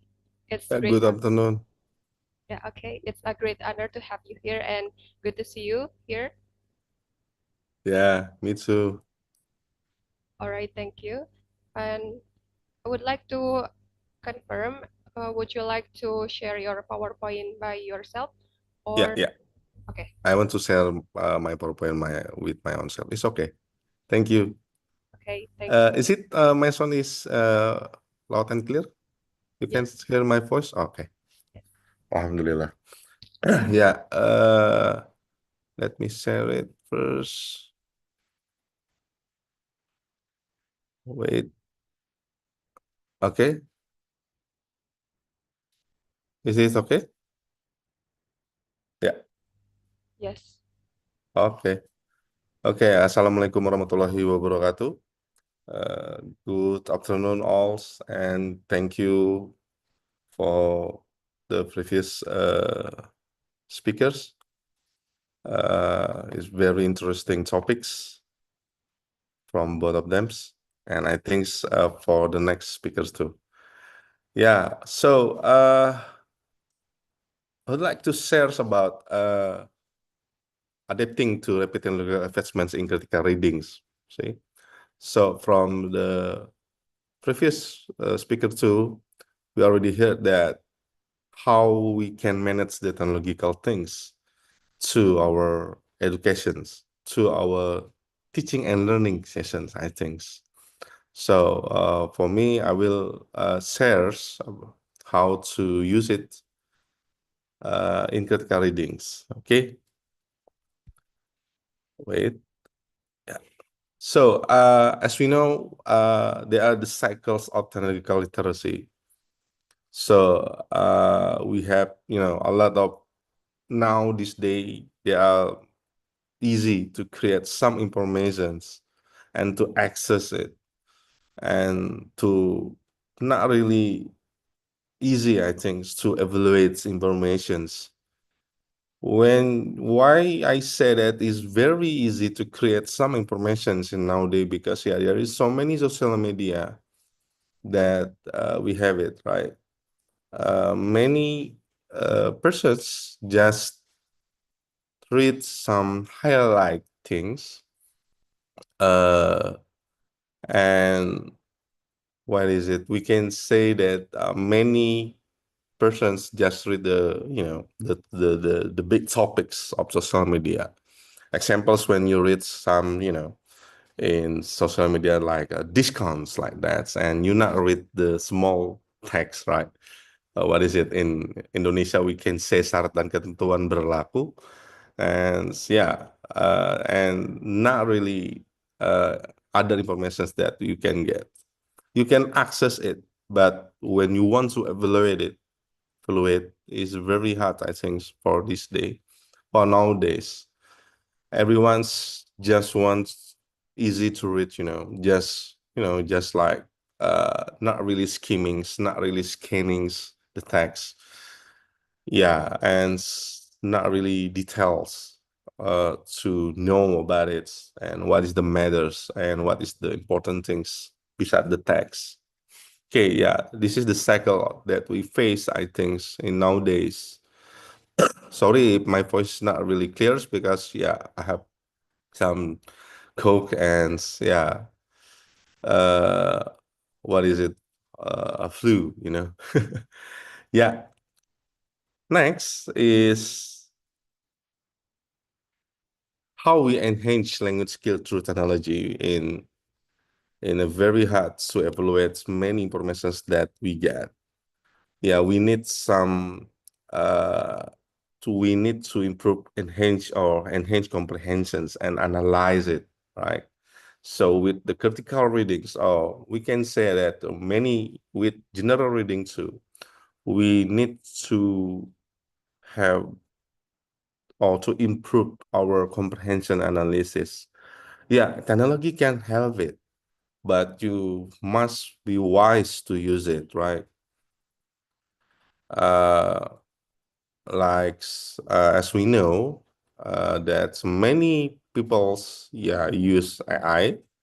You know, they just copy and paste the text, and after that, just use it. Not really wise to use it. Just copy and after that, paste in the others on the others media. Like Dr. Suparafat say that, yeah, we need to be careful with that. Nah, in nowadays, it's very important to make to know or to understanding more about your comprehension analysis when you read the text. Example, when you read the articles, this means that if you not really read it, you maybe miss some informations. Okay, technology can help it, but remember, you need to more to read with your own self also. So technology is just a part of tools. Remember that. It's just a tools to help you guys to make the times more fast and easy when you want to do the task or when you want to read some articles or some books. Okay. Next. Yes, they are the general technological tools for readings. So as we know that there are e-readers or digital text, so we can say that is PDF extension. And after that, we have online platforms and multimedia resources. It can enhance reading comprehensions. We can see that with e-readers and digital text, we have an access to a wide range of literature and resources. With online platforms like website and applications, examples like Read Theory or Procons.org is very great resources, I think, for students to read or for lecturers to use it for the materials. And they have they can provide level reading materials for you guys. With multimedia resources like video and podcast interactive content, it can support reading comprehension too. Examples, when you want to read, let me say about A, and you need technology to read more about A. And after that, some people, as we know, that have a different styles to understandings about things. Sometimes these persons will use a podcast that have same themes with the text that he or she want to know, right? Or maybe he or she will show the videos and the other contents that supports that have same themes with the text that he or she wants to read. Okay, so this is general technological tool for readings. And after that, after we know the tools or the resources, yeah, there are, we need as we know that critical reading practice so promise for improving comprehensions. Some research indicate that integrating e-readers and annotation tools and online programs can enhance critical reading skill, motivation, and collaborative learnings. There are several researchers, you can see that, and studies have also demonstrated significant comprehensions. So it's not just tools. Also, it's just you must or you need to use it wisely. So there are, I think, you can access more technology. You can access more tools. You can access more AI and combine it. So you can have a lot of knowledge with the text that you read, right? But the important thing is about the collaborative learnings. So examples, when you have some resources and you already get from e-readers or others, other platforms, you need to collaborative learnings. What I mean is you need to ask with the other persons that already read. You need to more enhance about your comprehension or your understandings with the other peoples. So examples, Raiza had read about books about let me say about love, maybe. Example is just example. And the others, Mia Rosalina, is already read it too, and the others too. So you guys can collaborate it. So Mia or Raisa, what I mean, maybe have some knowledge from e-reader tools or other AI tools, and after that, collaborate it and compare it with Mia knowledge about that books. So you use the tools with wisely when you know how to collaborate it. So how to collaborate it is very important, and you have to need, what is it? We can say in the research things like it seems like triangulations like that. So you need to collaborate with the others, encourage group activity and insight that you get. So you will have a time to to make some comments more about the things that you already get it. So from the tools, so you just not read it, and after that you just keep it, and oh yeah, this is true because this is from the AI, and this is from the great tools, and you not share it. So I think you need collaborate learnings. It's very important to face the technology nowadays. Okay, next is the need for enhanced critical reading skill. Yeah, like I already told you that it's very important to analyze and evaluate things, take for bias, perspective, and argumentation. This is the important things, the important side that you need to know when you collaborative learning. So when you have collaborative groups, you will get more about, oh, this is the bias things or their perspective or the other argumentations. So because of that, it can make evaluating, okay, it can increase evaluating credibility. Okay, this is the rules. Some rules maybe, yeah, with digital annotation tools, you can also use it using tools like Hypothesis or Google Docs to annotate text collaboratively. So Mia and Raisa can collaborate with Google Docs too, and compare the argumentations, right? Yeah, and the others like quizzes or discussions. With dynamic learning strategies too, flip classroom models, and like told you before, collaborative project is very important to encourage group works where students analyze text and presence finding using digital tools that they already get it. This is the important things.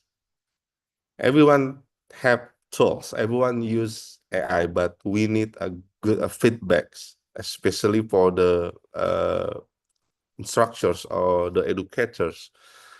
It's very important to regularly assessing the effective of technology, enhance readings, and gathering feedback from students on the experience with digital reading tools is very important. So we can analyze it. Oh, it's very or evaluate is good for the students. Oh, it's not really good for the teams and etc. Okay. Nah, for things to do or need some instruction design when you want to analyze things. First is you can use AAA frameworks. You have to analyze it first, but you can combine it with AAA frameworks. TPEX, I think all of you guys know TPEX, right? And after that, AD is bred for analyze, design, develop, implement, and evaluate. It's very famous in research too. And SARMS models is stand for substitutions, argumentations, modification, and definitions. You can check from the links and from Dr. Serhat scans. Okay, so you need to know about this. So you already know the tools, wise to use it. You can express your argumentation in collaborative learning projects. For the text that you read. After that, you need to feedback. And after that, with the feedback, you have to evaluate, and you can do the evaluate research with this instructional design side things. Yep, this is from our governments. Yeah, like you know that the government is already published this guidelines how to use generative artificial intelligence for the universities. There are several steps and recommendations that should be taken if higher institution decide to allow students to collaborate with AIs. First is, we need to educate and trainings the lecturers and also maybe for the students too. And we need to have some policy developments and integrate it to curriculums. After that, the important thing is monitoring and evaluations. And we need to, it can make creativity and innovations in how to teach some course, especially in critical reading. So we can use AI, but remember, we use it wisely. And you need to collaborate it with the others when you want to use it. Okay, that's all from me. Thank you. Assalamualaikum warahmatullahi wabarakatuh. For your very informative presentation, and it's such an insightful and very interesting topic. Now we will move on to the next session, which is Q&A session.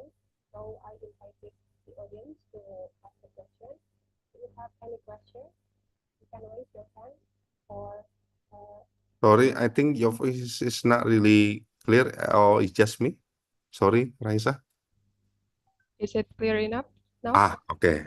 Okay, thank you. Thank you, Dr. Dedi Rahman, for your informative presentation. And it's such a very insightful topic and very interesting topic. Now we will move on to the next session, Q&A session.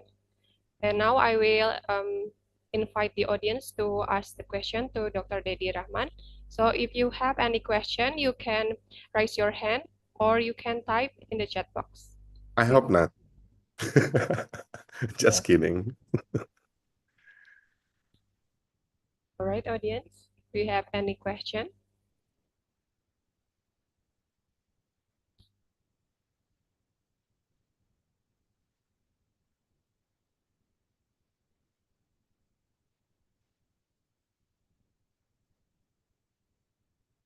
I think we still have a time.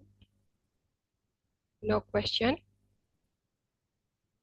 I think if there is no questions, maybe I'm the one that wanna ask you, Raisa. Is it okay? Okay. Yeah. So I just want to ask you, what do you think? Maybe what kinds of AI that you always use, Raisa? If we talk about readings. All right, I would like to say it is ChatGPT, because yeah, it is very very simple to use, and we can ask many things about it can be about our education or our life. We can ask it, and it is make us easier to catch the answer. But it is also important for us to be critical in I the hope so. I hope so. from what Is it- ChatGPT share to us. Yeah, that's great. That sounds great. Thank you. Thank you. All right, maybe no question. And unfortunately, because the time is limited, so we have to end this discussion. Thank you so much to Dr. Dedi Rahman for You're welcome. such an amazing discussion and session for this session. Now we would like to present our great token of appreciation to our third keynote speaker, Dr. Dedi Rahmanur, MPD. The committee, please.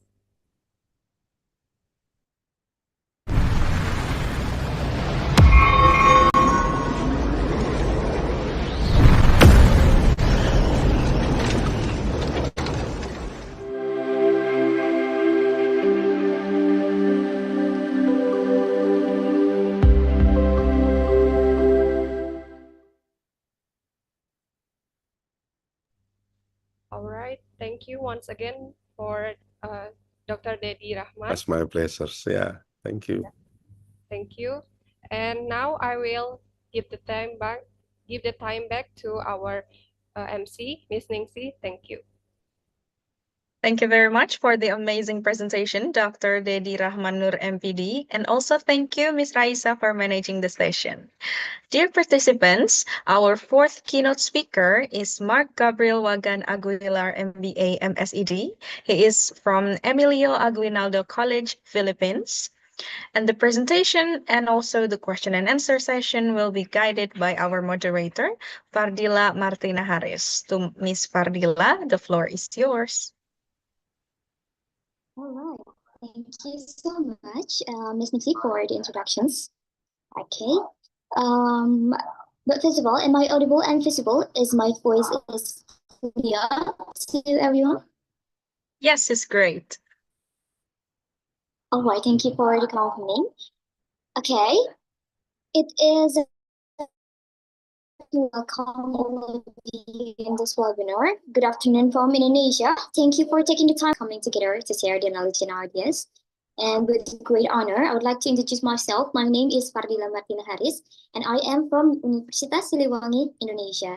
And it is my honor to serve as the moderator for these sessions with our fourth keynote speakers today.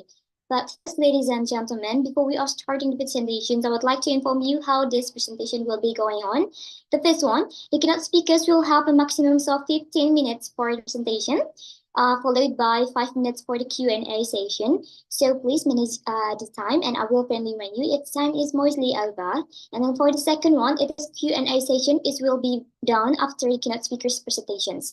The third one, it is every audience can drop the questions in the chat box or directly deliver the question by raising hand virtually on the Zoom features. And after that, I, as the moderator, will read the question and to be answered by the keynote speaker.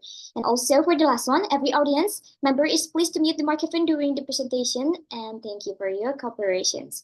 Now, let me introduce our keynote speakers for the session. It is Mr. Mark Gabriel Wagan Aguilar, MBA MSED from Emilio Aguinaldo College, Philippines. Mr. Aguilar will present on the topic Formal Education Towards Social Mobility, Future-Proofing Graduates for a Sustainable Workplace. Before we begin the presentation, I will share some highlights from his impressive curriculum vitae. For the committee, please, could you?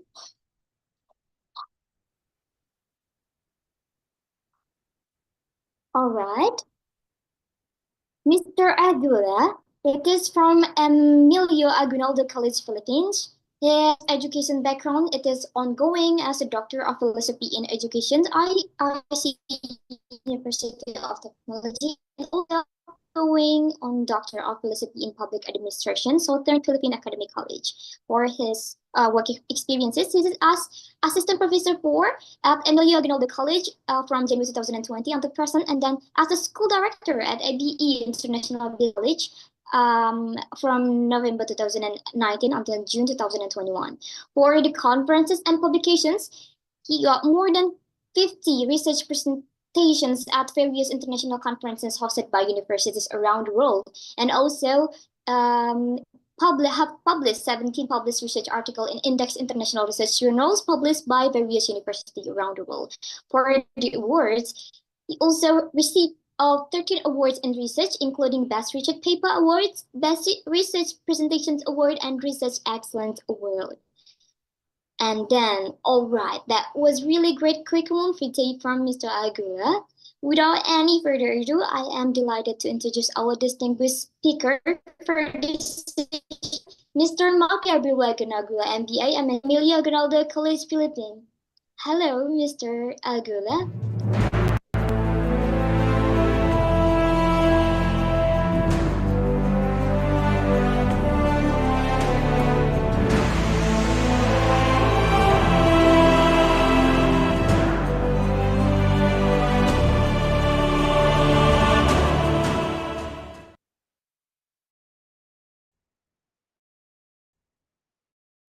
Okay, good afternoon from Indonesia, sir. It's also a great honor and a great opportunity to have you here to be on the same platform with you. So without any further ado, I would like to give it to you to invite you to have the presentation. So the Zoom floor is yours. Please you to share the presentation.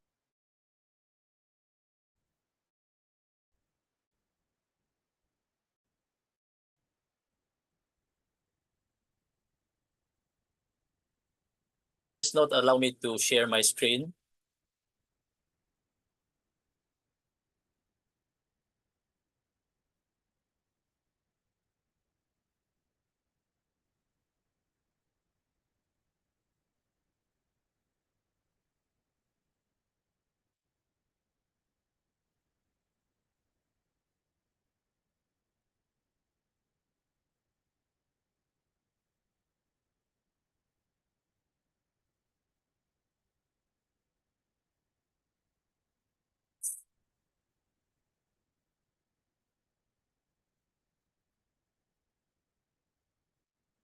Oh.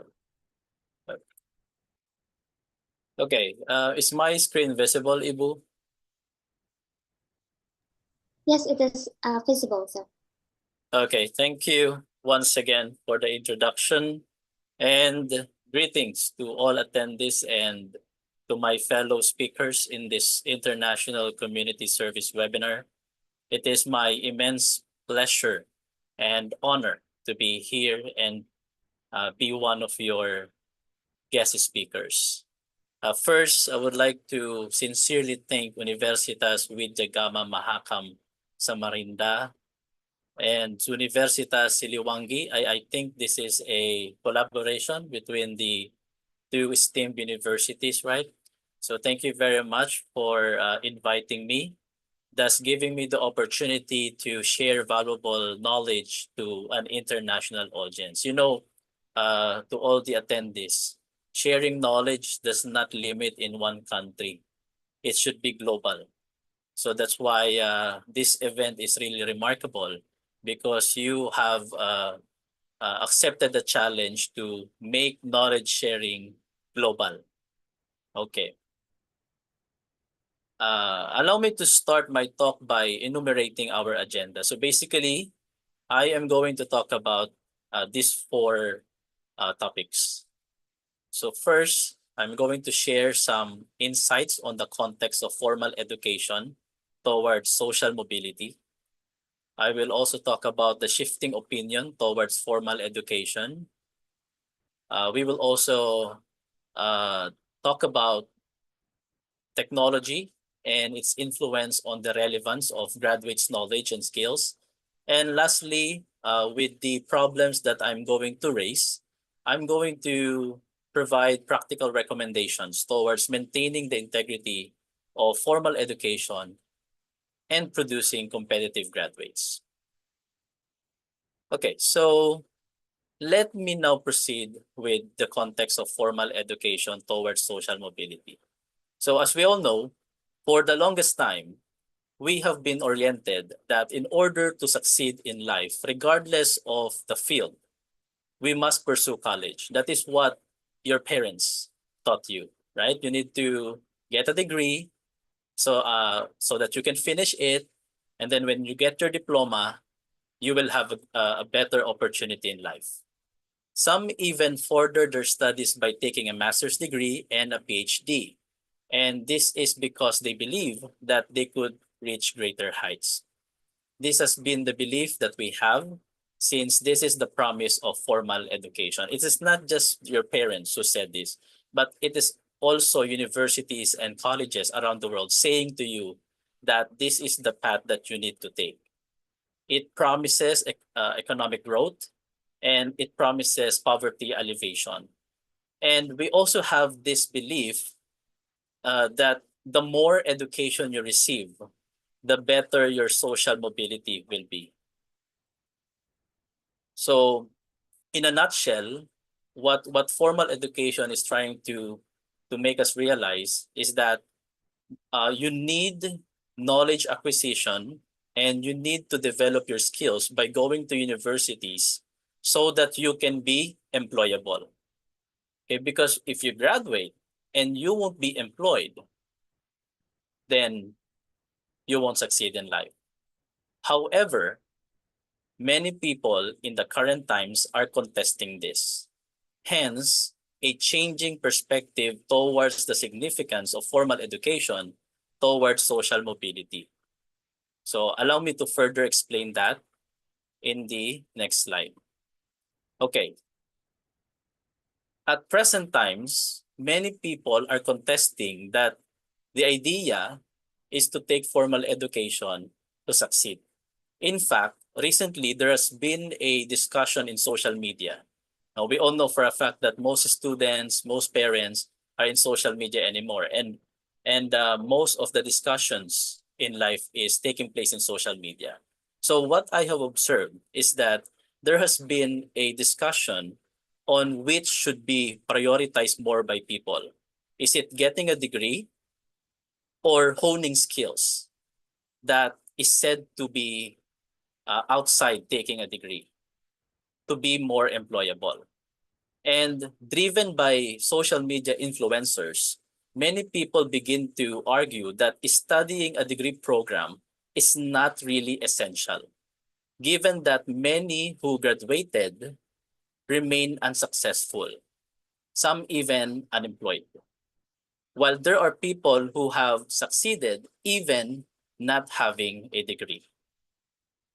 In fact, I did a research on this, and I have discovered that 4 out of every 10 people believe that a degree is not necessary, and having skills and being resourceful are more important.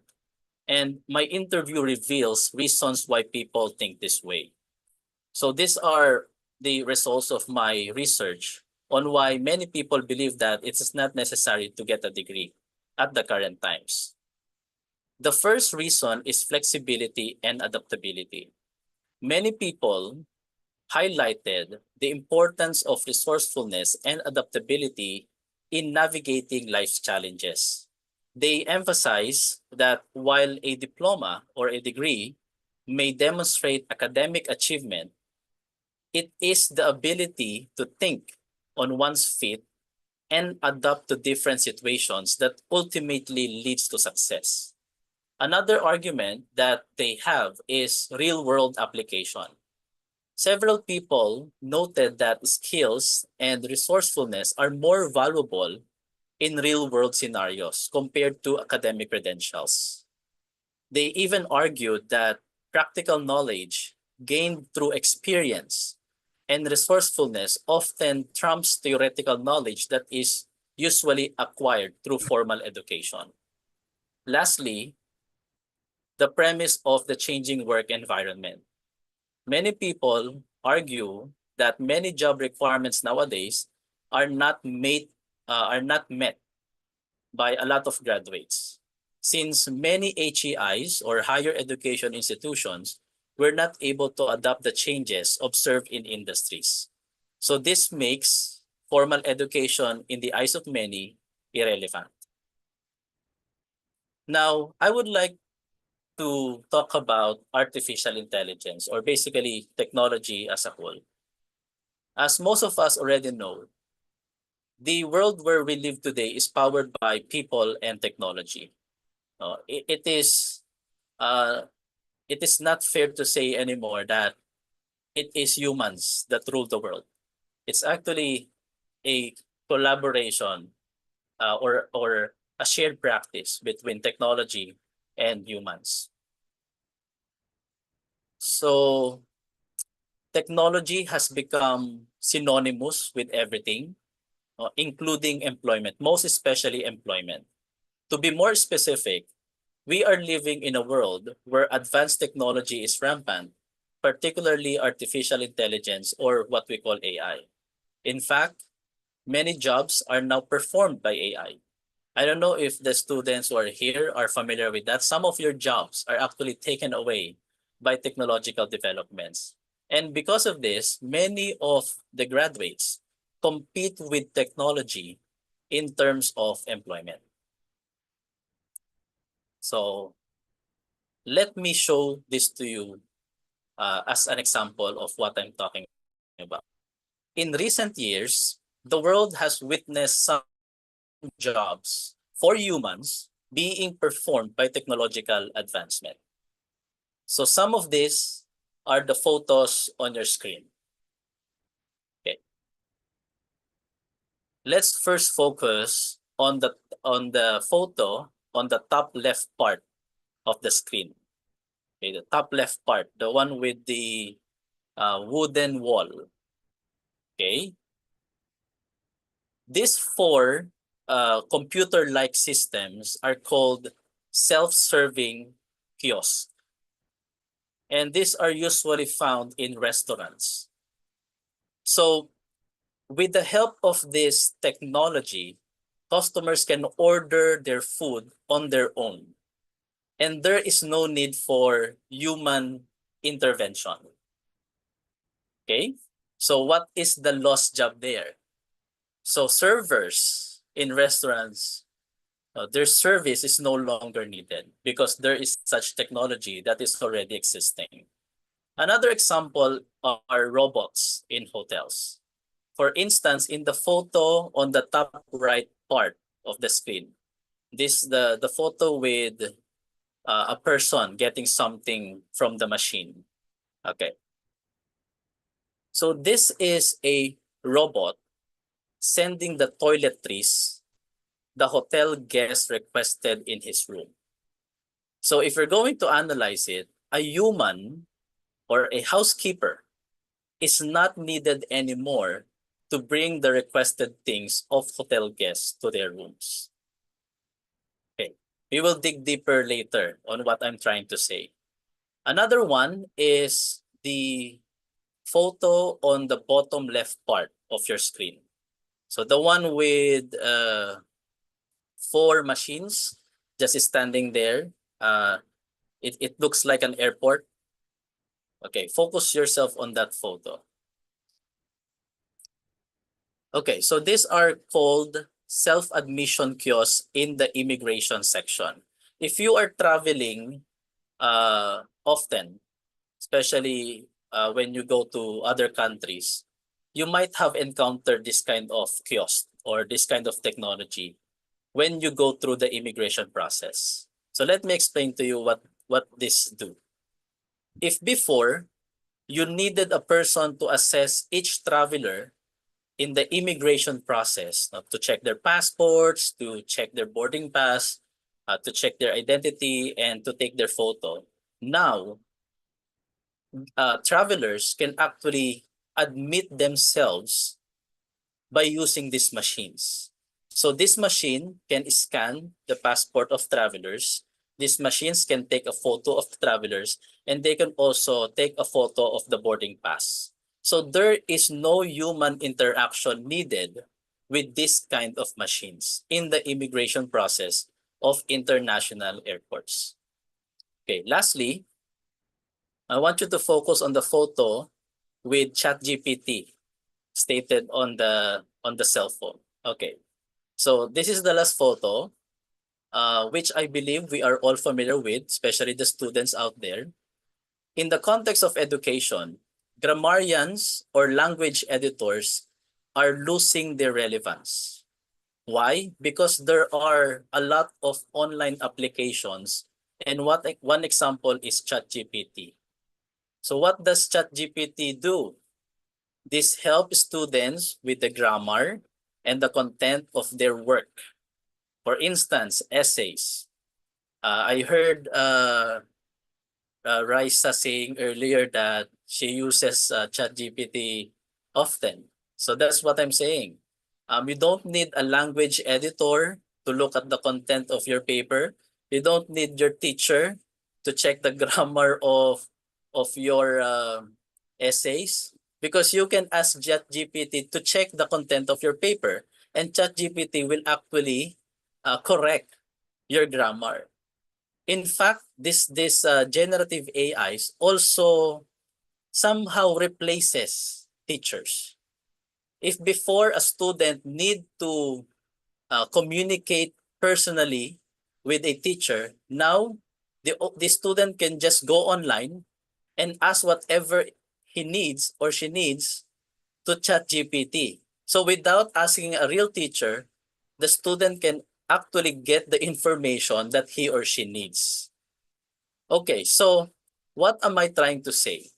It is really obvious that technology is the main thing in the current times. I'm not going to say that it's just part of the current times. It's actually the main thing nowadays. And because it has become because of that, because it's the main thing nowadays, it has become a barrier or a hindrance to humans in terms of employability. Therefore, there is a need for us to compete with technology. We should not just use technology. We should not just accept the fact that technology is taking away our jobs. We must be able to compete with it. But the problem is, many of the knowledge and skills acquired by students from universities are the same knowledge that technology is equipped with. And the skills that our graduates have also are the skills that technology has. What technology can do are also the things that can be done by the graduates. So that makes the job of universities more difficult. So now the question is, what are we going to do? So with that, allow me to provide you some practical recommendations. Okay, educational reform through curriculum enhancement is very important. Given that our students are not competent anymore against AI, against technology, then we must revisit our curriculum and make sure that we are teaching the knowledge and skills that AI does not have. Because that is the only way that our graduates can beat AI, to have the knowledge and skills that technology doesn't have. Now the question is, what are those knowledge and skills? Okay, I am proud to share to all of you a finding of a study conducted in Europe. This is not my study. This is a study of McKinsey and Company in 2020, and they surveyed around 18,000 people from 15 different countries. The purpose of the study is to determine what are the knowledge and the skills that can future-proof our students so that they can remain relevant while technology develops. Okay, so based on the study, there are 56 skills that are needed by our students. And because of that, there are 56 skills that universities must focus on. And what are these 56 skills? So these skills are categorized into 4 categories. First set of skills is cognitive. What is under cognitive? Critical thinking skills. Technology cannot critically think. Technology can just give you answers to prompts, and it will just give you information that is available in other technological technological devices. It cannot think critically because it doesn't have emotions. So we need to equip our students with critical thinking skills so that they can beat AI. And employers can see them as more employable than technology. Aside from that, planning and ways of working. Communication is also very important, and mental flexibility. Okay, another set of skills that our students need is interpersonal skills. Under interpersonal, we have mobilizing systems, developing relationships. Actually, this is, for me, one of the most important. Many students nowadays do not know how to build relationships with people. They think that they can work alone. They do not have that confidence or that social confidence on how to build relationships with others. Remember, AI cannot do that. Technology cannot interact with people. They cannot feel people. They cannot build relationships. People can do that. So we must develop our students so that they can have these skills so that they can compete with AI. And lastly is teamwork. How many of your students can work in teams? You ask yourself, teachers. If there are few, do something about it. And then the other half of those skills are under self-leadership and digital competence. So I will be sharing my slide to the universities, and you can use this as a guide if you want to revisit your curriculum so that you can incorporate this knowledge and skills. All right, so do I still have time, Ibu? How many minutes do I have? Sure, maybe your time it is over. It is past 2 minutes from your. Okay. Let me wrap it up, if I may. Sure. Okay, you should have informed me when I'm about to finish. Okay. Yeah. So what am I trying to say? This is the way forward. Okay. It is the task of universities to do something against AI. We cannot just say, oh, there is technology. Let's just face it. Our students do not have a chance. No, you must respond to the challenge. If technology is taking away our world, then we must make ourselves more competent than technology. That's it. And the responsibility goes to universities because students are enrolling in universities with your promise to make them employable. So there should be a major adjustment to that. Now, let this be a reminder. If you're a university and your students do not equip with this knowledge and skills, then I'm sad to say you are failing your students. So this is a challenge to universities around the world. I know that not all universities are very good because there are very, very big universities and there are small universities. But the point is we need to do something so that we can learn to live with technological developments. So with that, I hope that I was able to share valuable information to all of you. And I am hoping to continue working with universities in Indonesia in the future. Maybe for guest lectures, you can invite me, or other kind of speaking engagements. Once again, thank you very much to this prestigious opportunity. And I hope to see you again also, hopefully in person soon. Thank you. Terima kasih.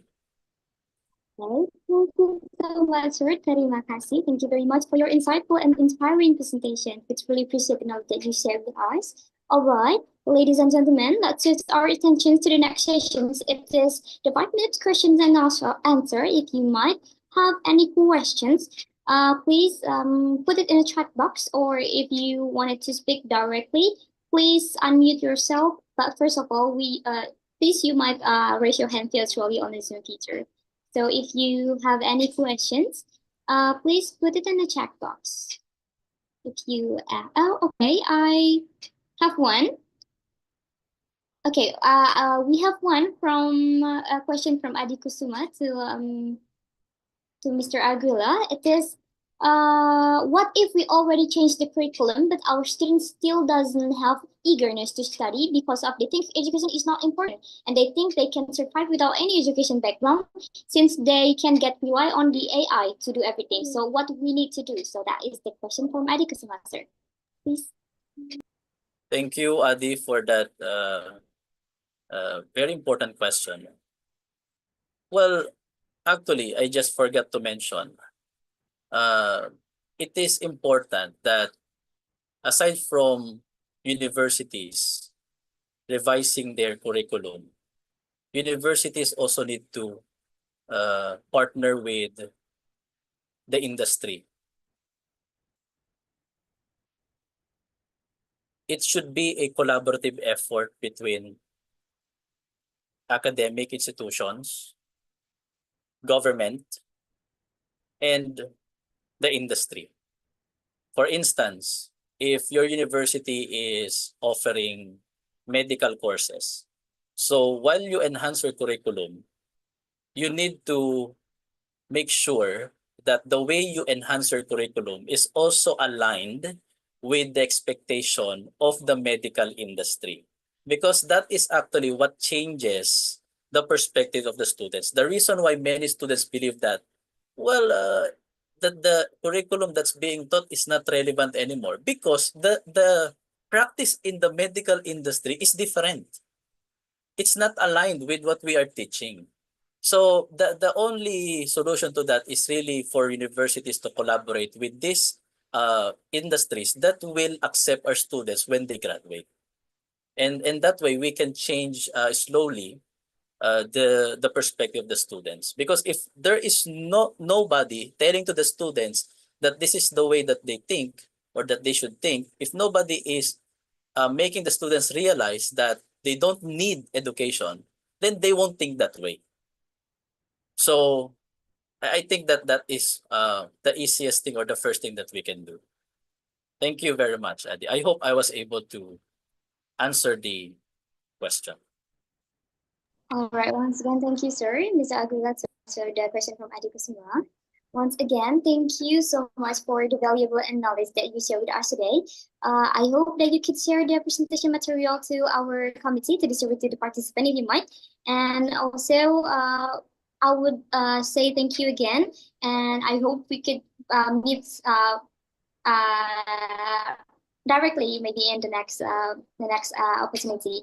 On behalf of our organizing committee, we would like to present a token of appreciation for you to Mr. Mark Gabriel Waganagula, MPA, MSCD. To the committee, please.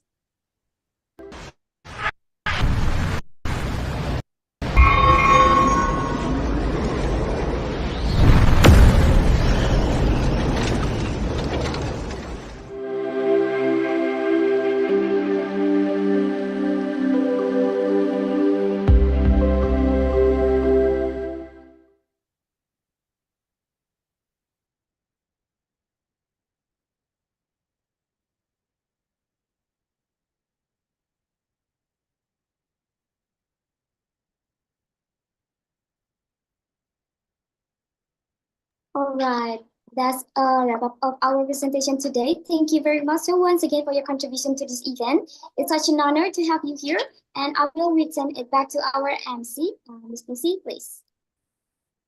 Thank you very much for the excellent presentation, Mr. Mark Gabriel Wagan Aguilar, MBA, MSED. And also thank you, Ms. Fardila, for guiding the session. Dear participants, as an information, we have dropped the attendance link in the chat box. Please make sure to fill it out. And don't forget to write your name and your active email correctly, since that name will be put on the certificate and the certificate will be sent automatically to your active email. Dear distinguished participants, we will have a short break after this before we continue to our last three amazing keynote speakers. Please make sure to stay on the Zoom meeting room. Thank you.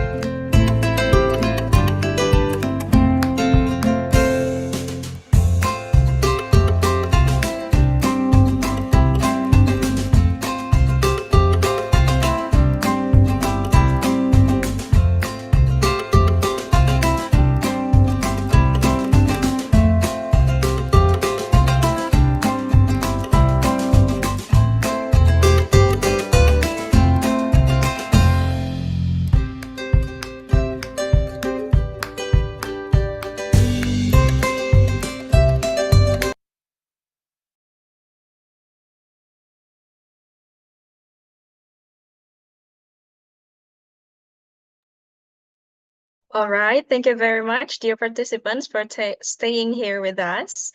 Ladies and gentlemen, let's move on to our next amazing keynote speaker.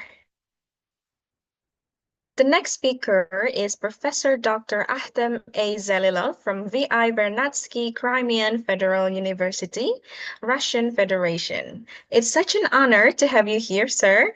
And this session will be led by our moderator, Raisa Azahra. To Miss Raisa, please.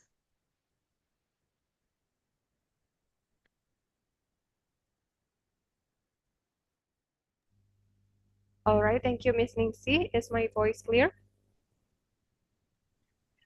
Yes, it's clear. Okay, thank you.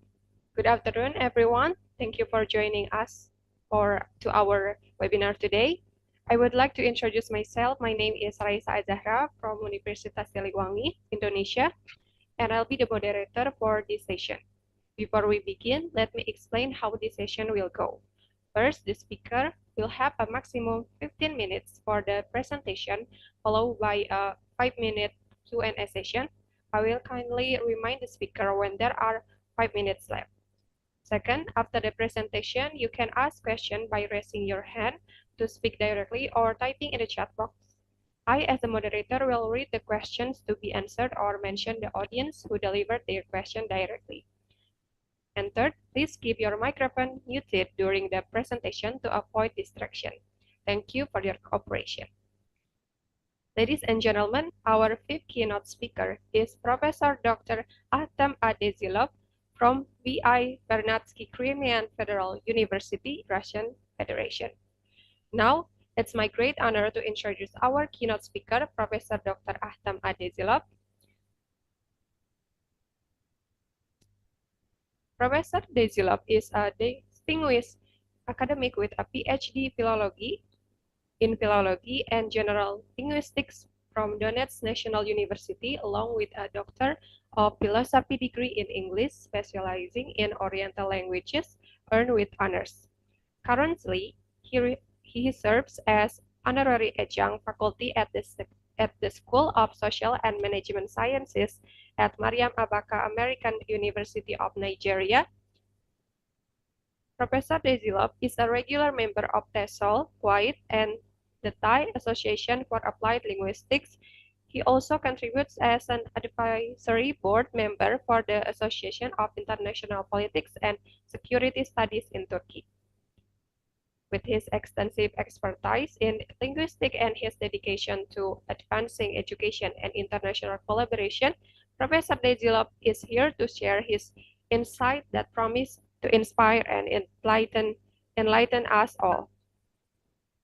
Without any further ado, please welcome our fifth keynote speaker, Professor Dr. Ahtam Adezilop from VI Vernadsky Crimean Federal University to deliver his topic, 10 best practices in prompt engineering, tips, tricks, and tools.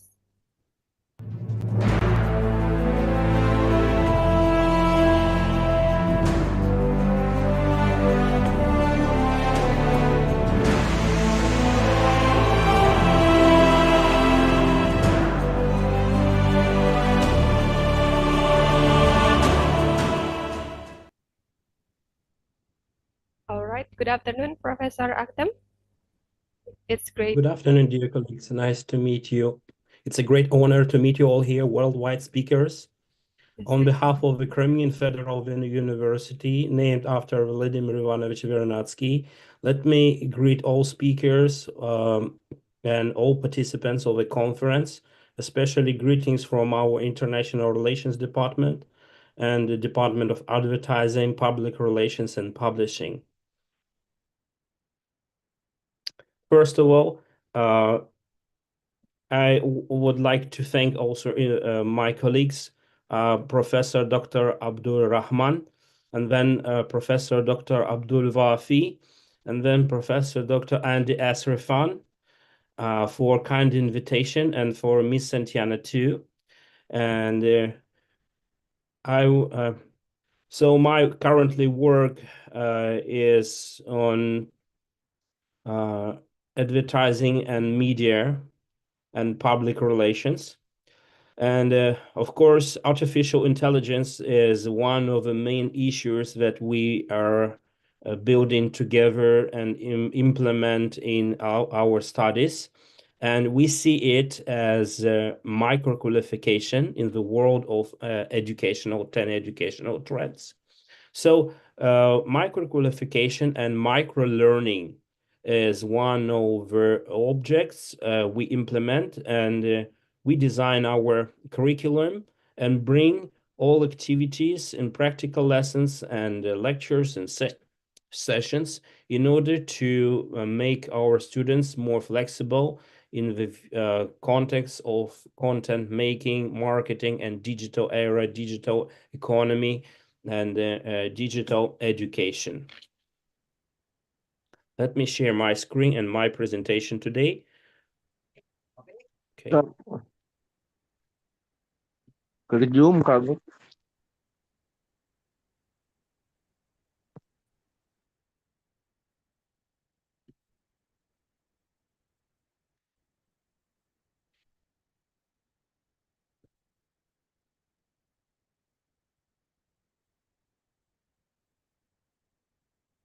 Okay.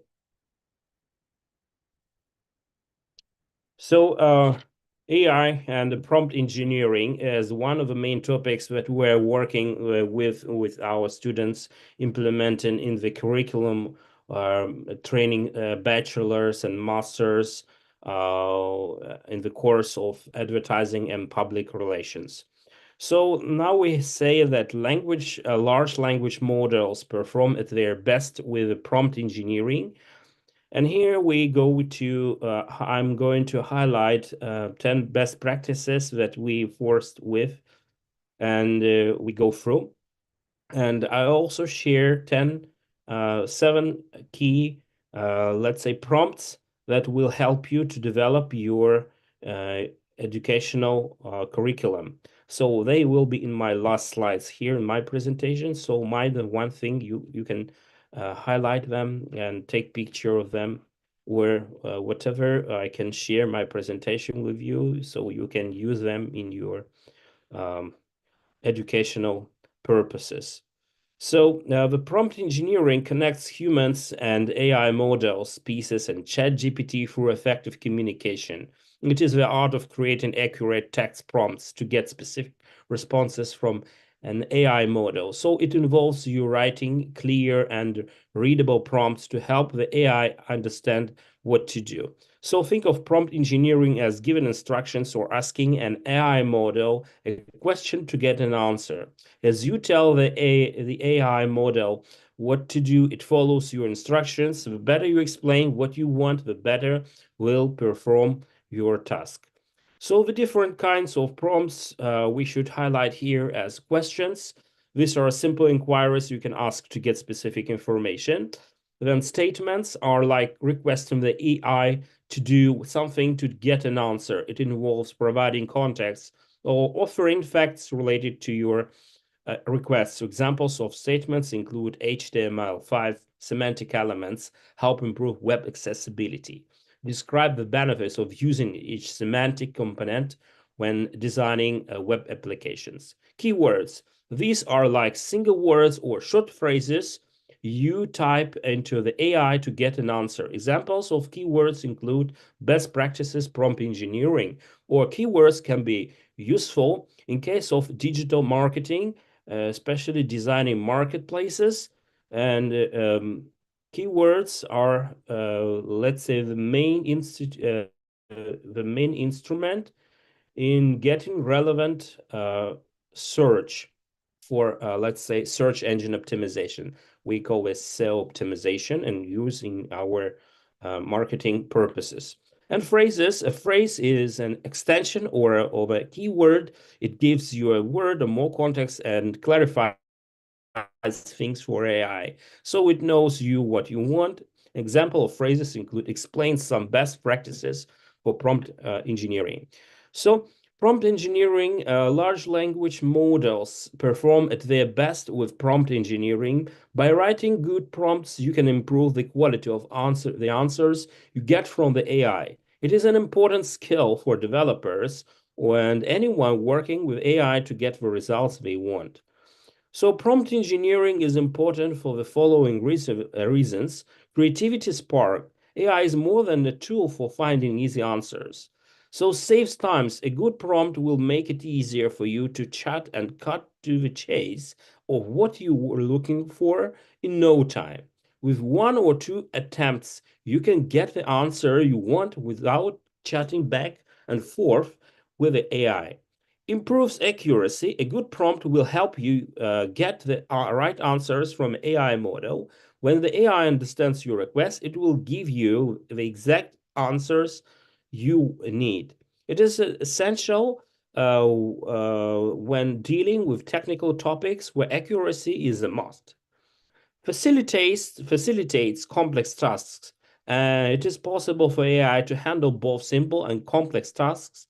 A good prompt can guide the AI or what to do next during the task. It can structure the tasks into manageable chunks and provide the context for them. You will find this very useful if you work in fields like data analysis. So here are 10 best practices in prompt engineering to improve your AI interactions. And my suggestion is to obtain this book, Prompt Engineering for Generative AI, for future-proof improvements for reliable AI outputs. So you can simply take some parts and use them in designing your practical classes, especially in case of language teaching or business. So let's say AI tasks can be purely designed and given to students for maintain their accessibility with using their local knowledge and implement with neural connections or AI. So sure, one can simply maintain and find information about master ChatGPT prompt guides and let's say as an introduction to prompt engineering in healthcare. So here is a checklist where you can simply take part and design the answers that you want to get from AI. It's quite helpful in prompt engineering. Here is another example of ChatGPT cheat sheet. Also, will just make you for marketers, for developers, for designers. These simple questions can be put inside of prompt engineering, and you can get better answers in no while. So as for the 10 tricks, and let's start with the first one here, is to be clear and specific. The following tips will help you write clear and specific prompts for AI. So you need to define the aim, then use clear words and provide context. Providing context help AI figure out what you are asking for. Context includes adding conditions, requirements, and background information to your prompt. And here is an example. Instead of saying explain prompt engineering techniques, say write 100 or 150 200 word summary of prompt engineering techniques for an AI optimization. The summary should target AI developers and be technical and concise. Number 2 is supply AI with relevant examples. Supplying relevant examples to the AI is one of the awesome way to speed up AI learning and interaction. It is one of the most effective prompt engineering techniques for producing accurate answers. And here is example of prompt.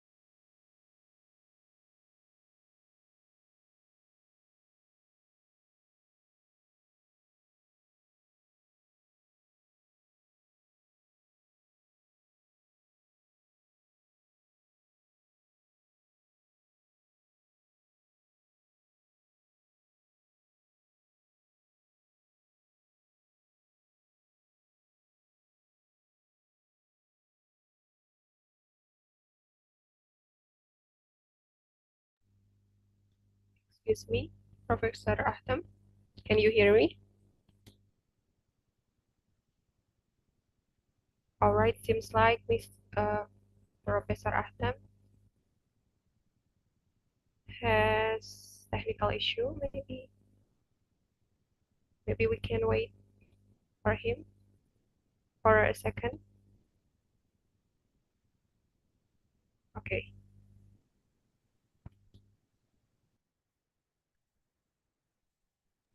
Am I in? Sorry.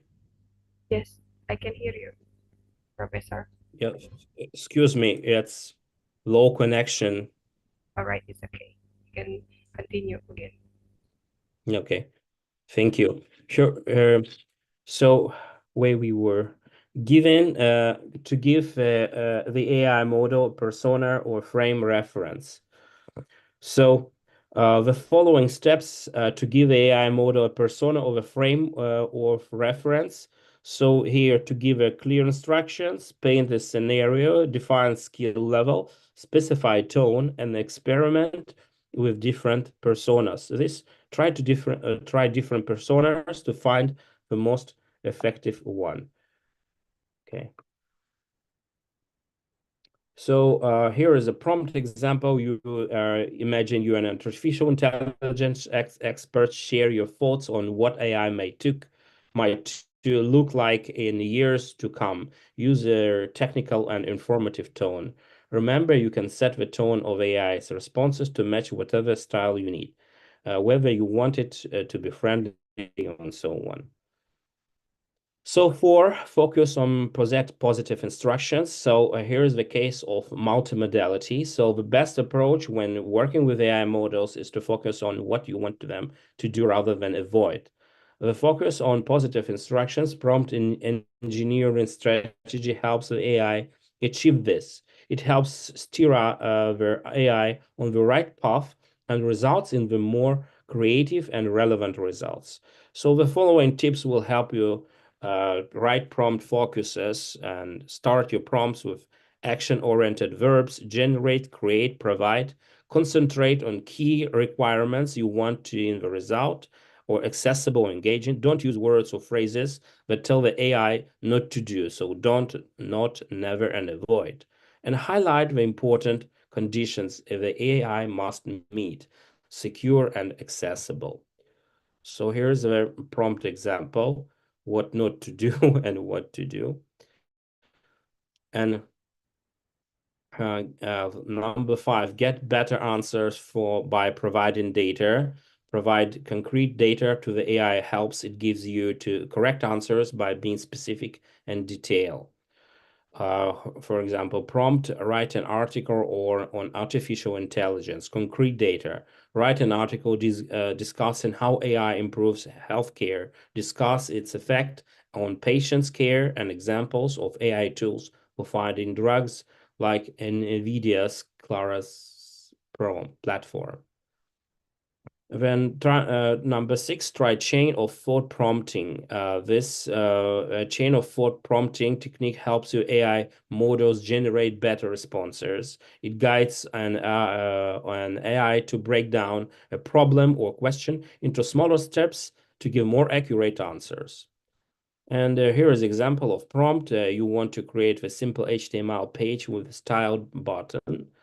And here is example you can see. Number 7, specify your desired output. Getting the desired result from AI models depends heavily on how well you specify your goals. As a result, it is one of the most important best practices for prompt engineering. It helps the AI produce replies that adhere to your format, content, and style preferences. The following steps are on how to specify your desired output to the AI. So specify, outline specific data points. Let the AI know what style of tone you want, whether formal, casual, technical, or even creative. And here is an example of prompt. Generate an article of 2,000 words on how artificial intelligence is improving healthcare. The article should include several steps: an introduction, a section, and well, let's say, and up to the end. So 8, take an experimental approach to prompting. Developing creative prompts requires experimentation, one of the prompt engineering strategies. It involves testing various prompts to see which ones to get the AI to give the best answers.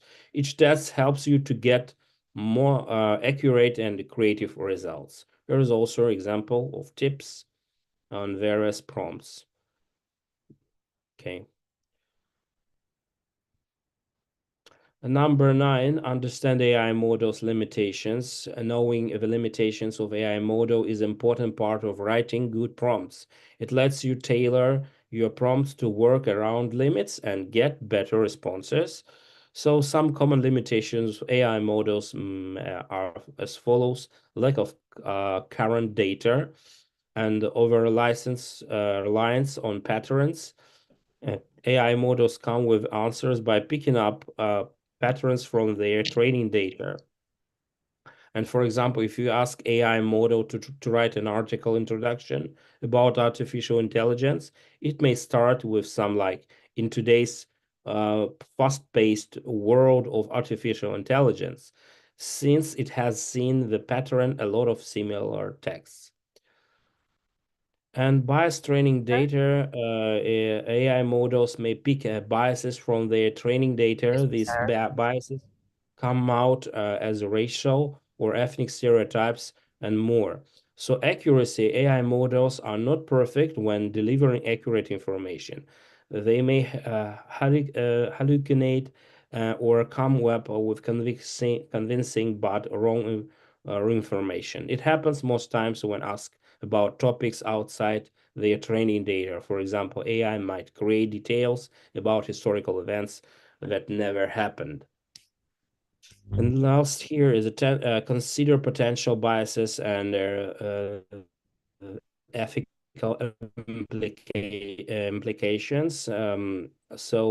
AI models pick up more information from ton of data from multiple sources like websites and articles. However, sometimes this data might have some biases or unfair opinions.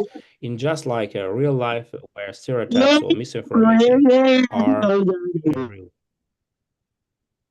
Excuse me, sir. So the best prompt engineering tools here, as a conclusion, a large prompt engineering requires you to use the right tools. They help you give better instructions to the AI model to better results. The following are some of the best prompt engineering tools. So large language models are most powerful tools in the AI arsenal. They generate human-like text bias based on patterns learned from vast inputs of text data. Examples of ChatGPT and the Claude 3.5 Sonnet, which can both be used for free with pieces. And AI copilots and text generation tools here, and the prompt optimization tools as well. So as a conclusion, prompt engineering is the art of asking good questions to get accurate responses from AI. Prompt engineering best practices involve knowing the strengths of AI and tweaking your prompts to get correct answers. You have to be creative, clear, and specific with your prompts to get the answers you need.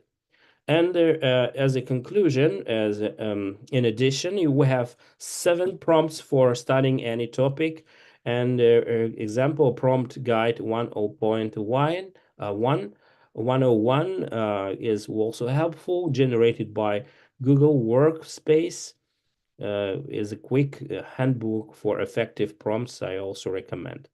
So here, effective and AI will roll out a step-by-step plan in which you can get confused. We'll come up with a bunch of practice and will help you apply new knowledge in work. Just here, drag and drop to AI this 7 useful prompts for educational purposes. You can highlight or take picture of them. So create a personalized curriculum. So drag and drop this information. Then create an interactive guide on any topic. Excuse me. Yes, I'm finishing. All right. Excuse me, sir. I do apologize because the time is over. Yes. Sorry. And just give me a half of a minute. Okay. All right. Right. Okay. Creative and interactive guide on any topic. Practice on real problems or cases. Then tracking learning progress. Roll out an article summary in a second. Then select sources to broaden your horizons. And then turn AI into a mentor. So save it and educate all 365 days in 2025. Thank you for your kind patience and your kind intention. If you have some questions, I'm ready to answer them. And thank you again for the invitation. All right. Thank you so much, Professor Ahtam. That's a very informative presentation, and it's a really insightful and very interesting topic. And now we move on to the next session. It is Q&A session. I will invite just one question because of the limited question. Okay. The audience can raise your hand to ask directly or type in the chat box.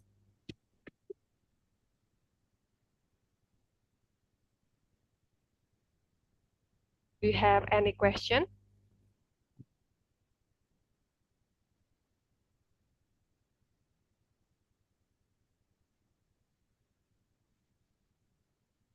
One question, maybe?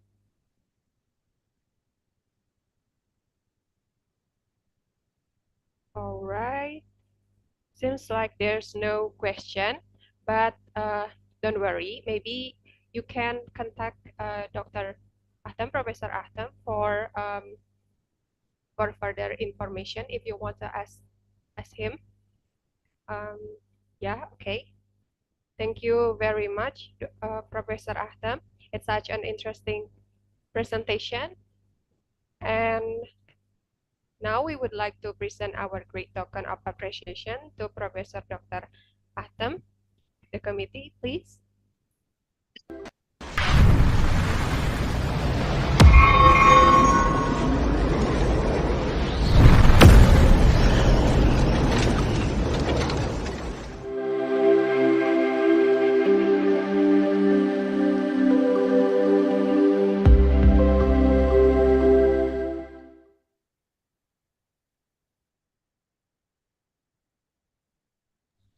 All right, once again, thank you so much for Professor Ahtem. Terima kasih. Thank you very much, and I'm looking forward to meet colleagues. And we need to start write joint articles on Scopus or Web of Science. And I'm also thankful once again for my colleagues Andreas Refan and Abdul Rahman and Abdul Wafi and Miss Santiana and moderator Raisa Azahra. Thank you for your kind invitation. And I'm also thoughtful and hope for the future that we start to collaborate with Indonesian and Russian universities, as we have signed some collaboration documents on international relations. And my pleasure and my also thanks to all Muslim community of Indonesia. Assalamualaikum warahmatullahi wabarakatuh. I'm thankful for your kind invitation. Waalaikumsalam. Warahmatullahi wabarakatuh. Thank you so much, Professor Ahtem. Now I Terima will kasih. Sama-sama, Professor. Now I will hand the session back to our MC, Miss Ningsi.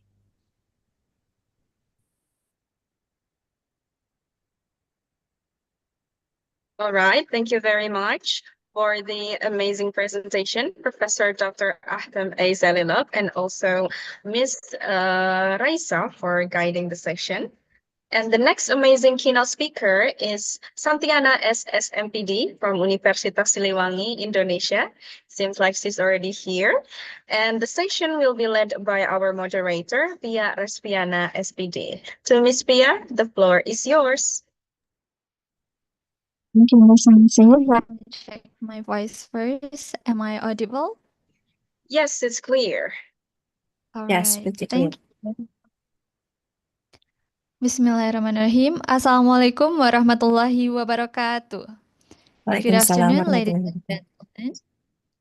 Welcome to the 6th keynote speaker session. Thank you very much for staying with us until now.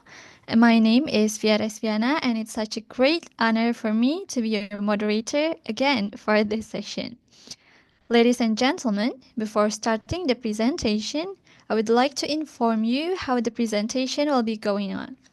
First, the keynote speaker will have a maximum of 15 minutes for the presentation, followed by 5 minutes for the Q&A session.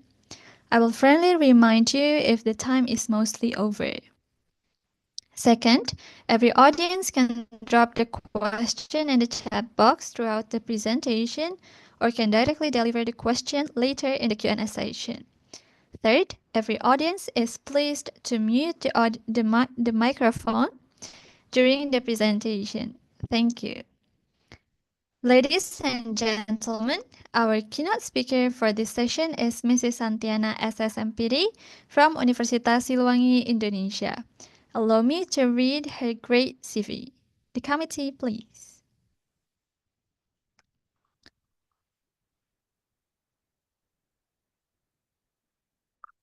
All right, so Miss Santiana is a lecturer at the English Education Department of FKIP Universitas Siliwangi, Indonesia.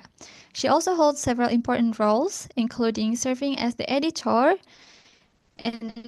in chief of Jelita, Journal of Education, Language Innovation, and Applied Linguistics, and as the choir coach of Suara Buana Siliwangi, at Universitas Siliwangi. Beyond her academic and coaching responsibilities, Ms. Santiana contributes as the Indonesia Secretary for the Indonesian Education Share to Care Volunteers and works as an editor for several academic journals, including English Franca, Journal Sosum Adpi, and Call. Her teaching expertise covers topics such as technology-enhanced language learning or TEL, digital storytelling, literature in ELT, and ICT for teaching and learning. In addition to her teaching roles, Ms. Santiana's research interests focus on technology-enhanced language learning or TEL, English language teaching or ELT, ICT for learning, humanizing education, and teacher education. With her wide range of skills and expertise, Ms. Santiana is here to share valuable insights with us. Without any further ado, let's invite our SIG keynote speaker, Ms. Santiana SSMPD, to present her topic, Boosting Education with the Internet of Things or IoT, Practical Solutions for Smarter Learning Environments.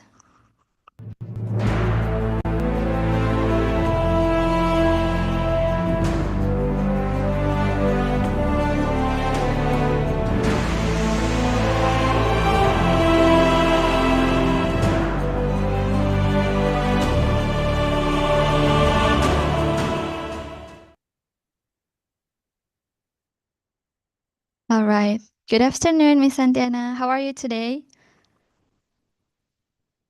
Hello, good afternoon. Am I audible? Yes, it's All right, let me clear. start my presentation and allow me to share my presentation first. Okay.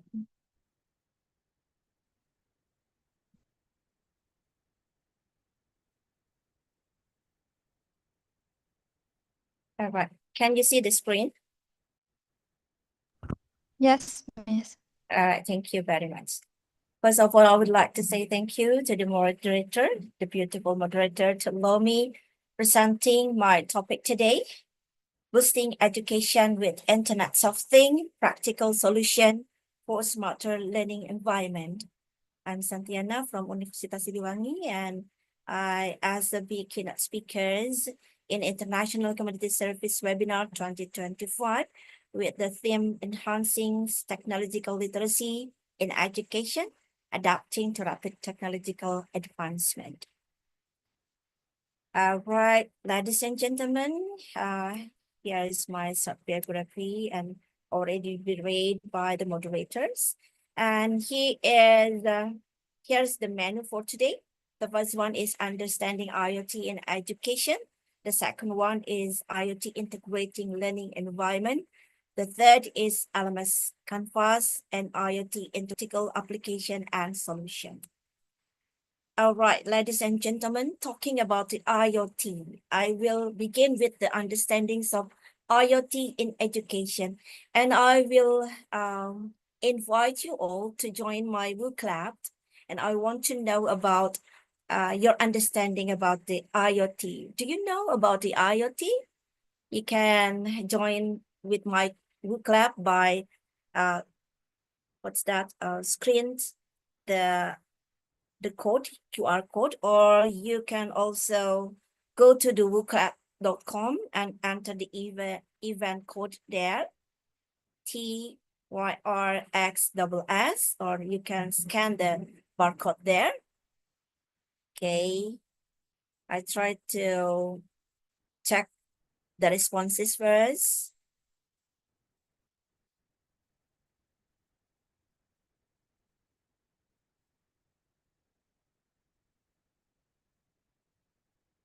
All right, here, the WooClap.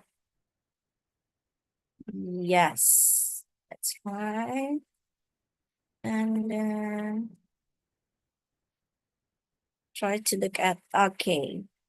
Okay, what do you know about the IoT? And your answer is learning management system, okay, as part of the IoT. Internet, of course, because IoT is Internet of Things. LMS, yes, the sort from learning management system. Canvas, yes, is a kinds of LMS or tools. Yes, many kinds of tools is related to the IoT. Moodle, yes, it is also a kinds of LMS. Application. All right, applications are also the kinds of IoT. Any kinds of internet use. Okay, great. And then what else? Software. Okay, nice. Connect. Yes, because when we use the IoT, it means we connect with others by using internet. So real-time activities. Yes, that's right. Thank you very much for your participation. And I will go to my slide presentation again. Okay. Which one? That one? Yes. Yeah. Right. And then,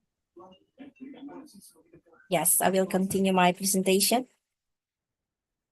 Yes. Talking about the IoT is not only appears in everyday life, but then IoT is also in line with educational setting. Why it is I say so? Because the Internet of Things refers to interconnected devices that collects and enhance data.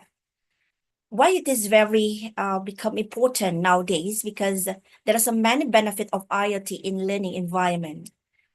One of them is IoT enhanced interactive learning, optimize resource management, and can support personalized education. And it fosters collaborative environment, streamlines administrative process, and also enhance student safety and security. The IoT is also key technology includes smart classroom, wearable technology, and sensor-based attendance system, and also we can use it in LMS. Ladies and gentlemen, now we move to the importance of the IoT in modern education. The IoT in modern education, it can enhance learning experience, and then bridging educational gap and also data-driven decision-making. IoT, it is a technology that facilitates interactive and personalized learning. It can enable students to engage with others by doing so in LMS or another kinds of resources. And then, yes, talking about the IoT, I will talk about the IoT integrated learning environment. One of them is by using LMS or learning management system. Okay, here are the integrated one. So we can use the IoT in the smart classroom. Why smart classroom? Because they can connected devices and infrastructure. And then it can be facilitate interactive and personalized learning tool among the students. And also we can use it by management system in our classroom. So when we talk about classroom management system, I mostly use LMS Canvas or Learning Management System Canvas to integrate with IoT system. Why are doing so? Because there are so many features of LMS Canvas, which is very robust courses management. And then it is mobile accessibility and multimedia integration. It can be customizable notification and advanced assessment tools. We can also do any kinds of activities in our LMS Canvas. The benefit of LMS Canvas in education is enhanced educational experience with user-friendly interface, efficient communication channel, personalized learning path, and accessibility option to cater to the diverse student needs. And this one is my interface in my LMS Canvas. There is many kinds of subject I have already make in my LMS Canvas. That is in the dashboard. And another one is, okay, can move. Okay. This one is another interface in my one of the learning course. This is a introduction to literature in ELT courses. So in LMS Canvas, there are so many features here, home features, announcement, module, assignment. We can do it in our LMS Canvas. And then we can also monitor our students who enroll our courses. We can also grade the students automatically by using LMS Canvas. We can also make the attendance list, so it can be easier to our administrative purposes.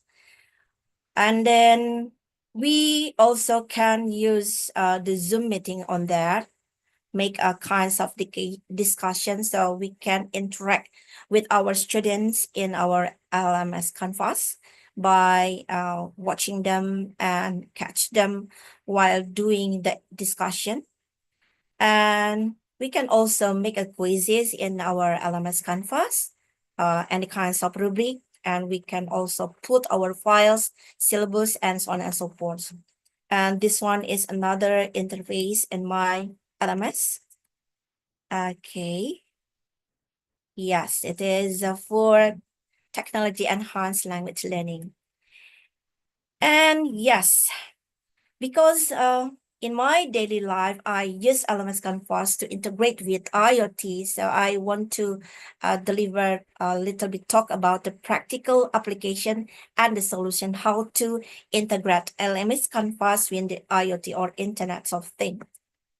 So we can combine LMS Canvas with IoT because IoT can enhance data analysis. IoT devices collect the data on student interaction, so we can directly know the real-time student interaction in our LMS. They can also providing valuable insight through analytic the improvement teaching method. And also we can also monitoring our student engagement. We can also give them the feedback, the directed feedback in real-time activities. And we also can catch the automatic attendance from our students. The IoT can capture the sensor at the classroom entrance, so it can be automatically tracks the student attendance. This one can limiting manual check and ensuring accurate record.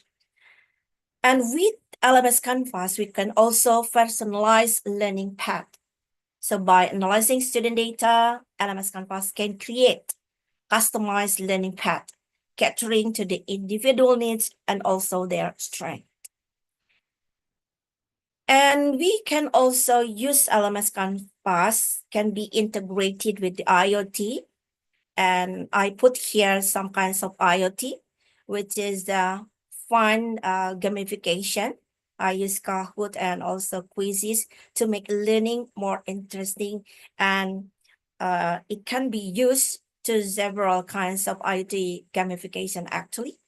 And by using this, it makes the student more fun, active, and also interactive. So after all, I move to my conclusion then.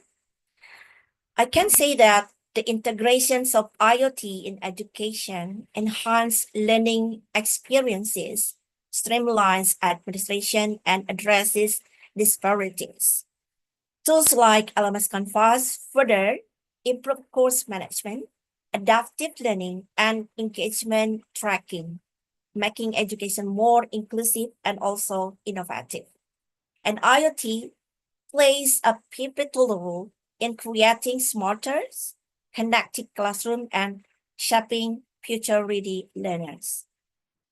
And that's all my presentation, ladies and gentlemen. Thank you for kinds of attention.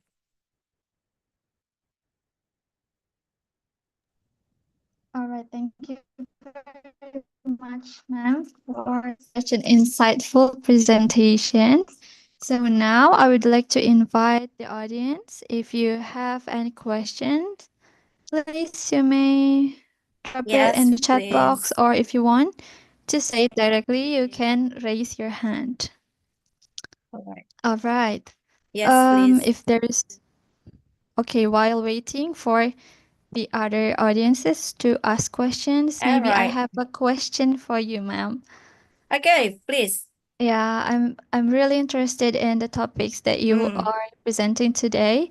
Yes. So since in IoT, like of course we as a students like share our information when using the devices. So my question is, how can we as a teacher like ensure the privacy and security of students' data or information while using the IoT?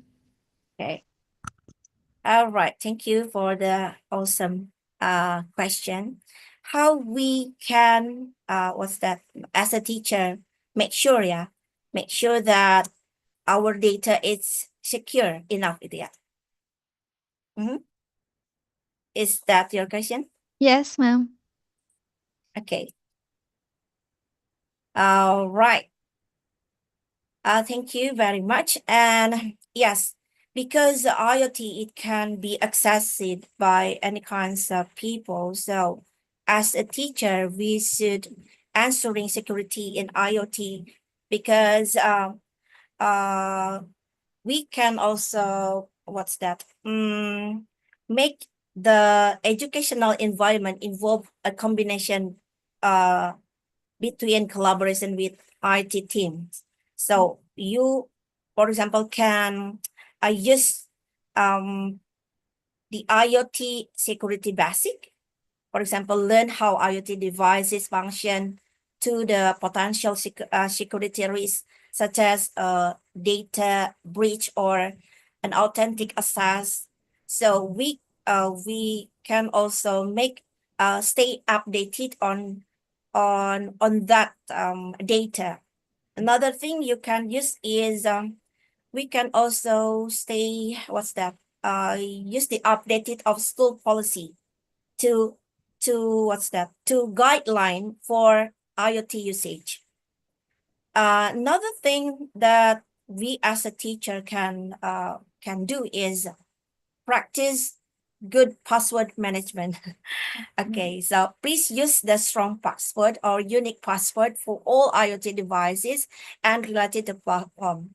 And don't forget to regularly update the passport and avoid sharing them publicity or with another person. Yeah. And don't forget to monitor our device usage. So keep an inventories of IoT devices used in the classroom, for example, only for the function also. So when we use our monitor, ensure that student use devices as intended and under supervision. So we can also catch them to what's that? To secure their data. Another thing is you can also use your secure connection. For example, always connect devices to a secure Wi-Fi. For example, a school provided Wi-Fi network, it is very secure. And then avoid using a public or untrust network for IoT-based activities, because yeah, any kinds of data can be wrapped by other person. And don't forget to, what's that? Updated devices regularly. Check for the firmware or the software updated on the IoT devices, and then we can also install them properly, regularly. Yeah. And ensure the update. The update are sources from the official vendor, official original data. So it is will be, what's that? Will be get the secure data. And we can also limit the data collection, minimize the amount of personal or sensitive data for our students in or by using IoT devices, and then could be disable features that aren't necessary for the classroom activities. Don't forget to collaborate with IT teams. For example, with your the school IT department to ensure devices are really properly figured and also monitored. And then we also can report any suspicious activities or devices malfunction immediately. Another thing, we can also educate our student on cyber security. Teach the student the importance of not sharing personal information on connected devices, or encourage them to report any security concern or unusual device behaviors. And don't forget to what's that? To back up important data. We should regularly back up the important data, important classroom, and the student data to secure a storage system. And don't forget to use approved what's that? School approved cloud services, because I do believe that any kinds of university or another college do or have the school cloud services which is secure enough for sharing the data. I mean, yes, I think that's all. All right. Thank you very much, ma'am, for such a comprehensive answer. I think this information will be very useful, like for all teachers, especially nowadays that we integrate technology or IoT in our classroom. So those are steps that we can do to ensure the security of our students' data or information. Yeah. All Yeah. right. Thank you very much, ma'am. Thank you very much for once your again. questioning. Okay. All right. Any other All question? right. So it seems like, let me see in the chat box. All right. Okay. Mm-hmm. Seems like there's no Another more question? questions from the No more audience. question. Yeah. All right. And Thank you. unfortunately, because of the limited time, we must end this interesting discussion. Okay. So if Sure. you have any more questions, maybe you can reach out to Miss Antiana to the contact that Yes. she shared with us in the CV, or maybe you can type your question in the chat box, and then later Miss Antiana can answer it through the chat box too. Is that all right, ma'am? Sure. My pleasure. Yeah, Please. okay. Thank you. All right. All right. So once again, thank you very much, Mrs. Antiana, for sharing your very valuable insight with us, and has truly a learning experience for me especially, and I'm sure we all have plenty to take from your presentation. Now I would like to present our token of appreciation to our sixth keynote speaker, Ms. Santiana SS MPD from Universitas Siliwangi, Indonesia. Thank you.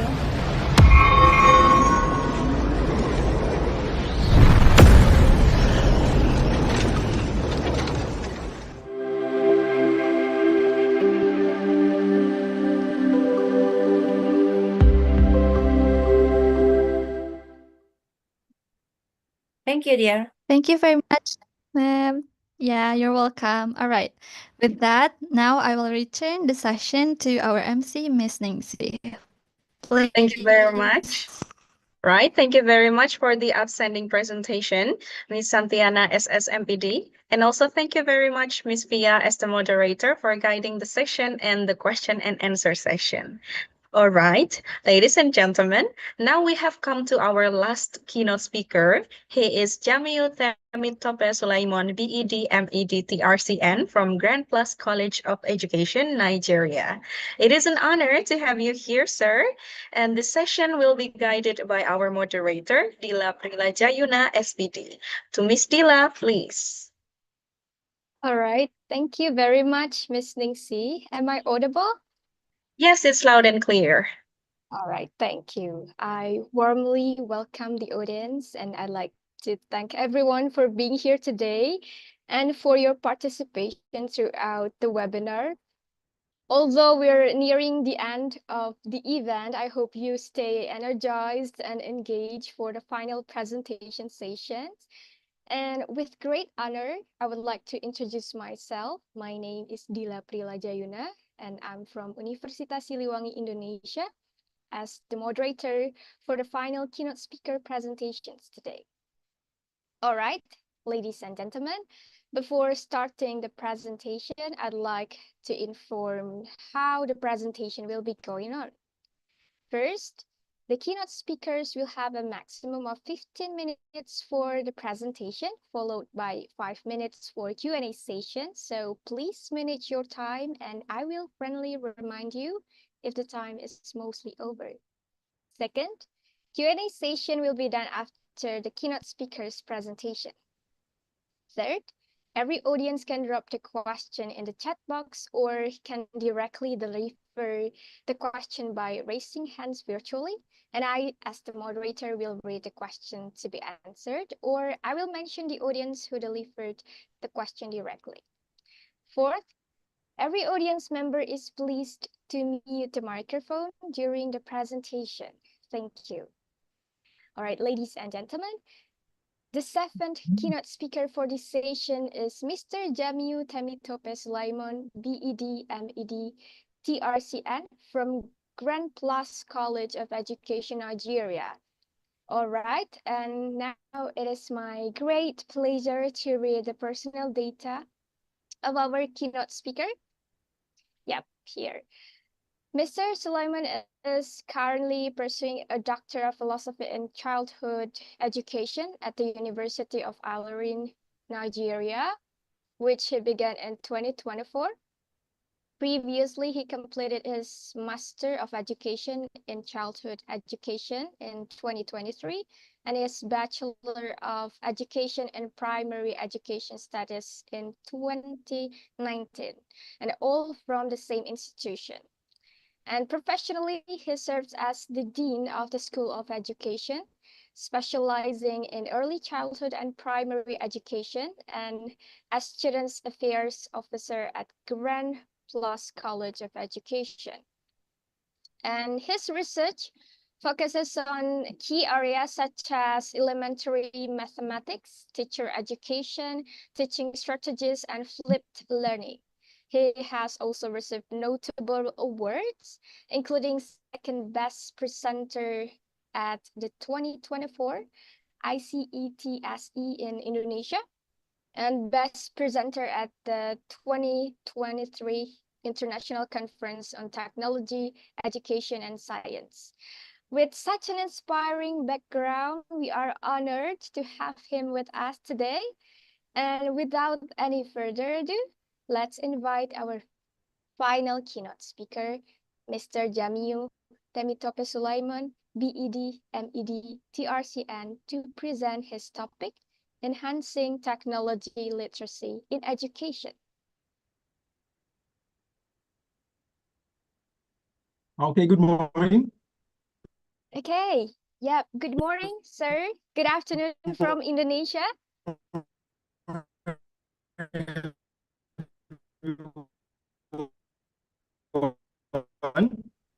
Excuse me, sir. Good morning from Nigeria.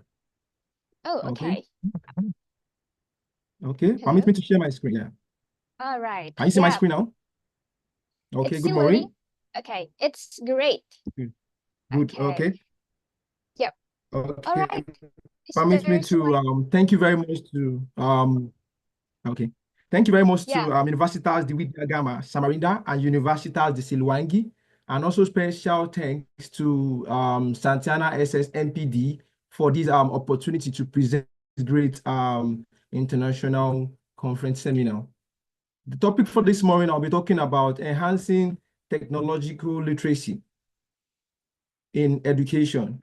My emphasis will be looking at who is a technology literate person, because we're going to be looking at Technology literate person understand the technology involved system, which are a group of interrelated components. Because before you can start using artificial intelligence, you can start using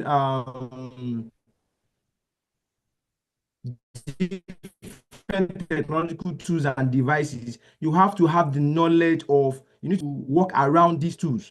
These are my own special emphasis for this morning. A technology literate person are problem solvers who consider technological issues from different points of view and relate them to various contexts. The importance of technology cannot be overemphasized because we are already moving out of the traditional classroom to a technology-enabled classroom.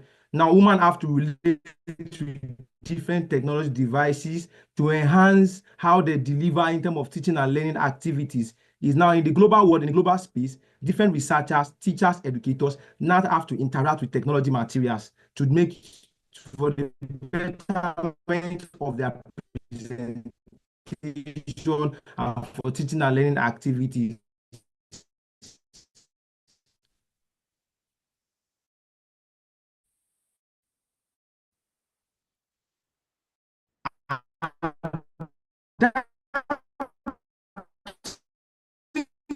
To this rapid technological advancement, because now in our different technology applications, number one is shifting pedagogy. Our teaching and learning activities is moving away from the normal traditional devices. And one advantage, as propounded from one of the speakers behind, is that one advantage of technology advancement is it encourages student engagement. You can take your class, regardless of your location, your position, with technology innovation now. It is now easy for educators and teachers and even researchers to collaborate to engage better with the availability of this technology.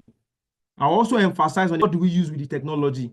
One of my earlier keynote speakers says about technology is coming to take over job of some special individual. No, those teachers that are well trained, that are technological literate, we keep on being relevant to the system because no matter the technology, the individual to develop codes to utilize these materials.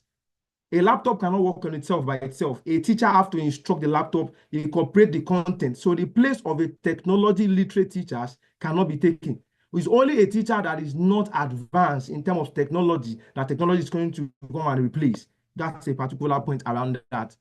Strategies for adapting this technology. We need a student-centered classroom, which means our learners and our teachers have to be well developed on how to incorporate this technology. One of my keynote speakers earlier also talked about a smart classroom. It's a classroom where we have the laptop, the interactive whiteboard, the speakers, the webcam. These devices need to be incorporated in our class so that regardless of whatever country we are developing, it will be easy to navigate and collaborate. Now, there are some case study researches that have come about with my co-researcher talking about how do we use some of this technology into our classroom. One of them is a study carried by Oniveu, James, and Sulaiman in 2021, where we talk about the use of YouTube videos to also help students to learn. And a particular study that I can do in 2024 investigating the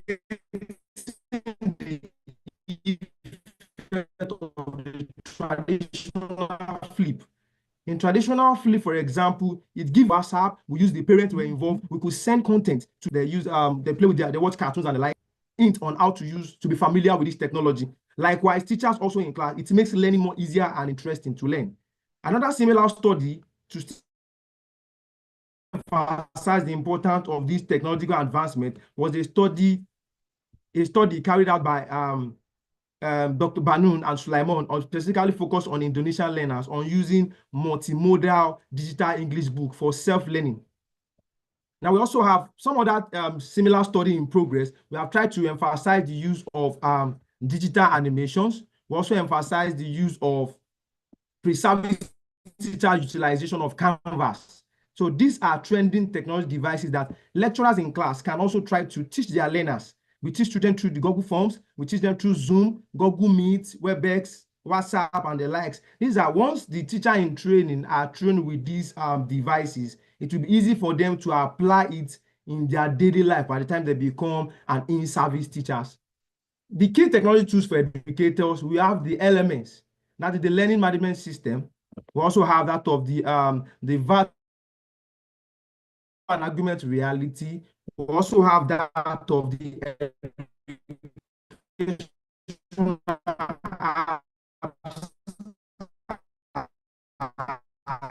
and softwares.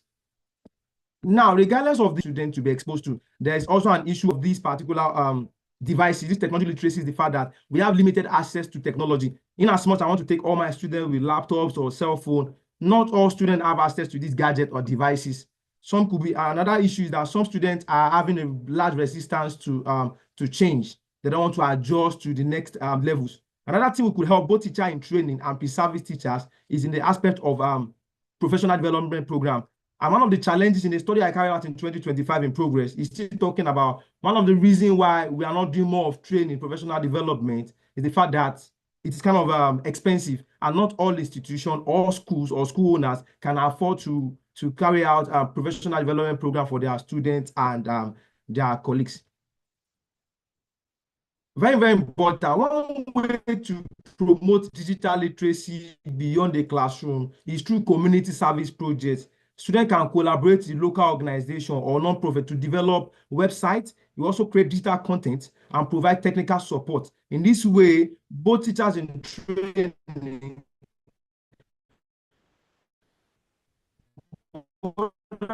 early career researchers can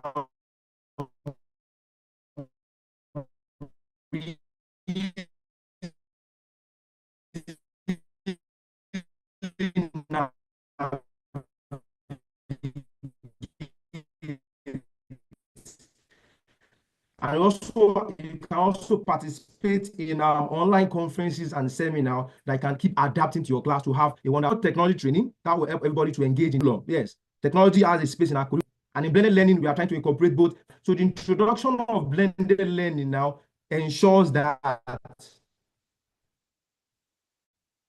integration of technology is possible when you are being exposed to blended learning. Whatever new thing want to come into our society, come from the classroom. So from the primary school level, secondary school level, and the tertiary institution, technology should be well integrated. The advantage should be clearly spelled out, and also emphasize ethical consideration, ethical utilization, what makes us human. As I said, technology can replace a teacher that is not. Thank you very much for your attention. All right, such a great presentation. Thank you very much, Mr. Sulaiman. And now, let's shift to the next session, which is Q&A sessions. And yeah, I will check the chat box if you have any questions. Or if you're interested in speaking directly, please raise your hand virtually. Let me check the chat box first. All right. Yep. Okay. Seems like there's no question yet from the audience. And while we're waiting for the question from the audience, maybe I have a question, sir. Okay, go on, please. All right, then. Yep.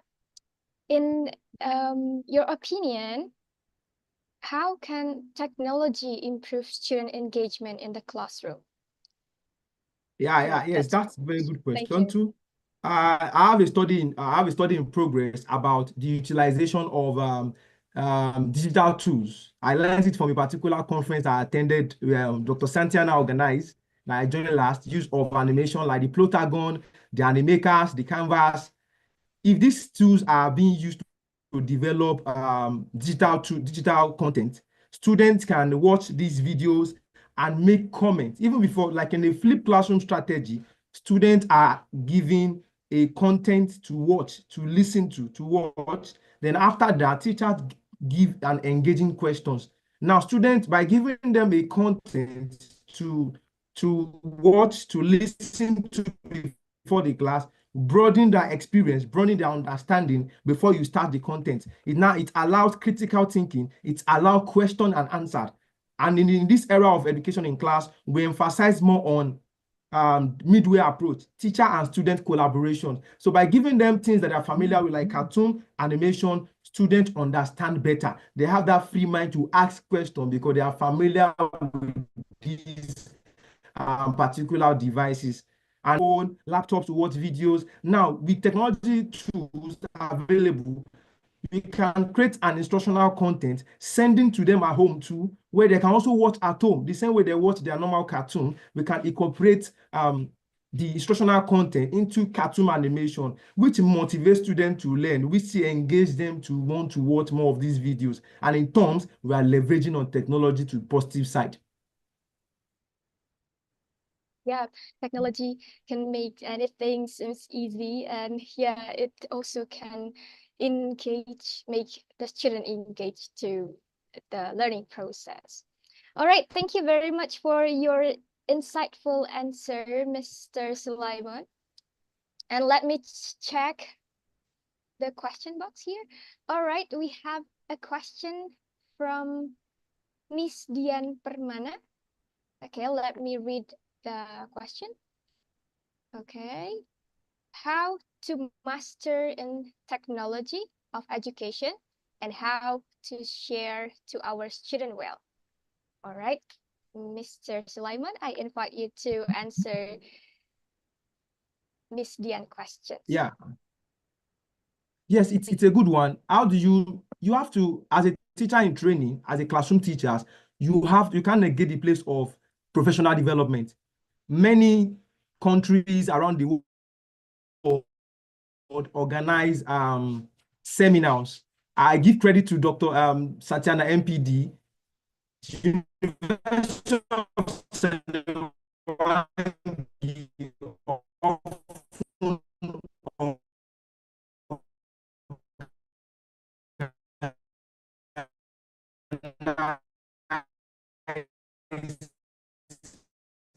seminars where they expose you to new innovation. Like today now, I've learned about IoT from Dr. Santana, and I know that I will go back to my class and also see the way I can integrate these tools.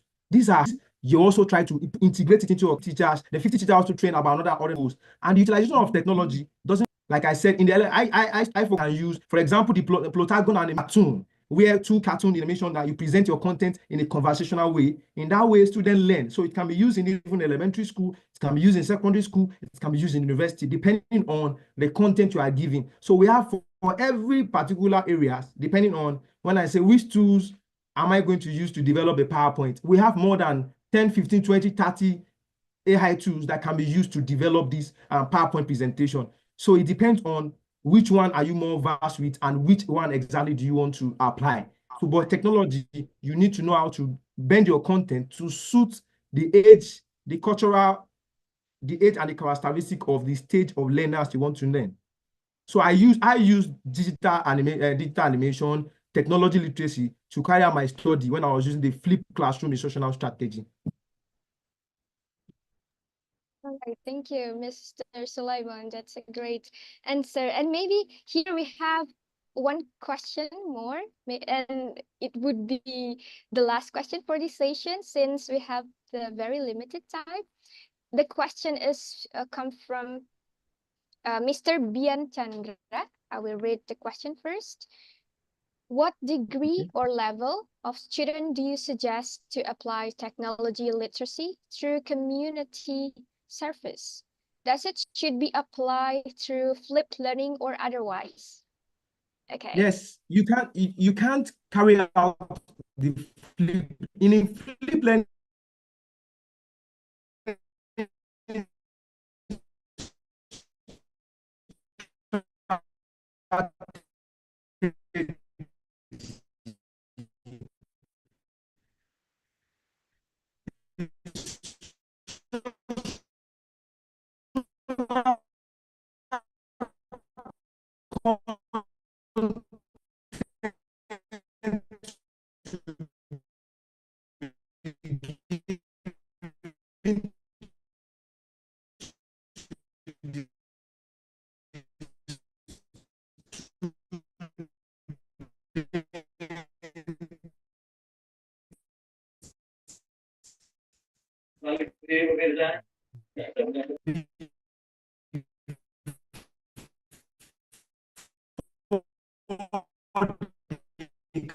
class commence.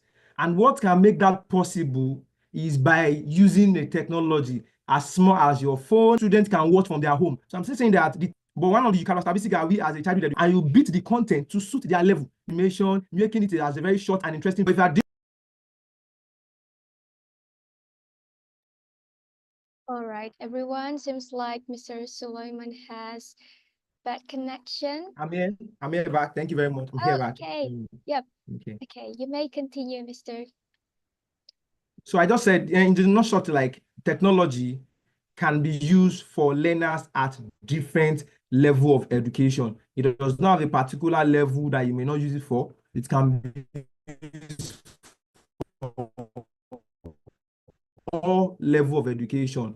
Preferably that you consider the characteristic content is developed to suit their level of development, but it can be used for all level of education. That's my point, please. All right, thank you very much, Mr. Sulaiman. And since we have a very limited time, then we have to end our session, this interesting discussion. And yeah, once again, thank you very much, Mr. Sulaiman. It's such an interesting discussion. And now we would like to deliver our great token of appreciation to our seventh keynote speaker, Mr. Jamiu Temitope Sulaiman, BEd, MEd, TRCN. The committee, please.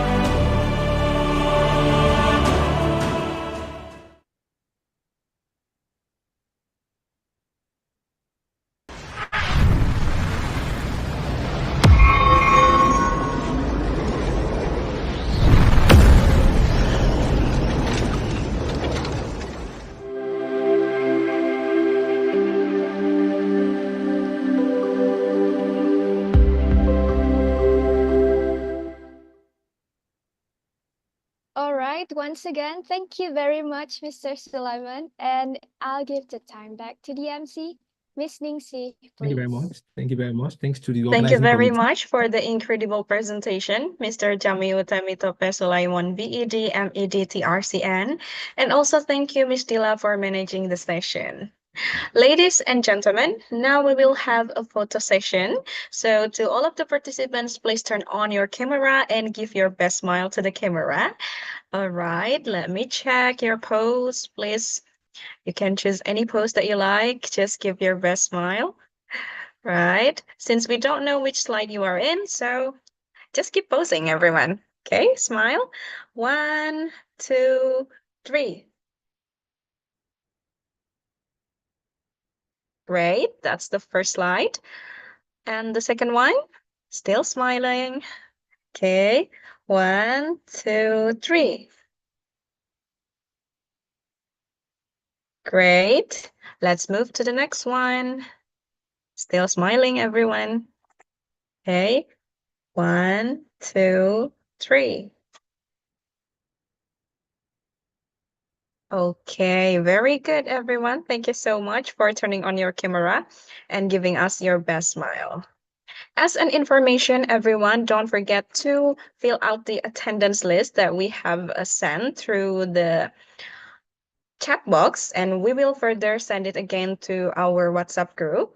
Please fill the form with your correct personal details, and don't forget to write your name and your active email correctly, since that name will be put on the certificate, and the certificate will be sent automatically to your active email. All right, ladies and gentlemen, finally, this is the end of today's webinar. On behalf of International Community Service Webinar Committee, we would like to say thank you very much to all of the distinguished keynote speakers and participants for your contributions in this webinar. Please do not leave the WhatsApp group yet, because in the future, we will have another webinar or events with interesting topics. I am Ningsih Yulianti signing out. Thank you very much. See you when I see you, and have a great weekend. Wassalamualaikum warahmatullahi wabarakatuh. Waalaikumsalam. Waalaikumsalam warahmatullahi wabarakatuh. Thank you you for all. all Thank the you, Siliwangi. speakers Thank and you, Bu Santiana. committee, Thank Mbak you, Ucis. Mr. Jamil.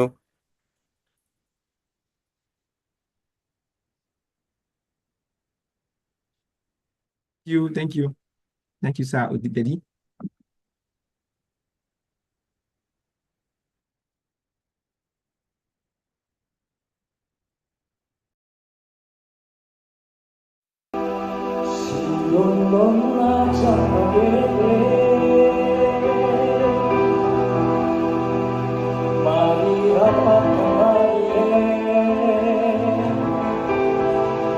Jangan takut, beta cuma proses.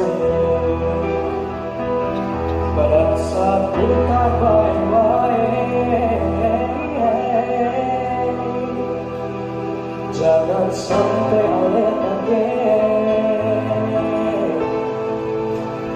nanti pulang mama bisa bangkit.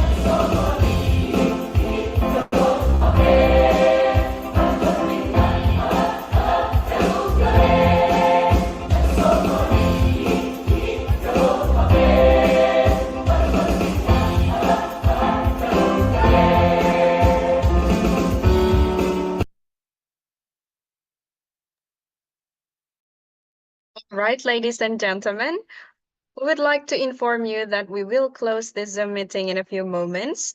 Once again, thank you very much for joining and giving your best in this webinar. Don't forget to fill out the attendance list that we have provided on the link on this chat box and also on our WhatsApp group. Thank you very much and see you.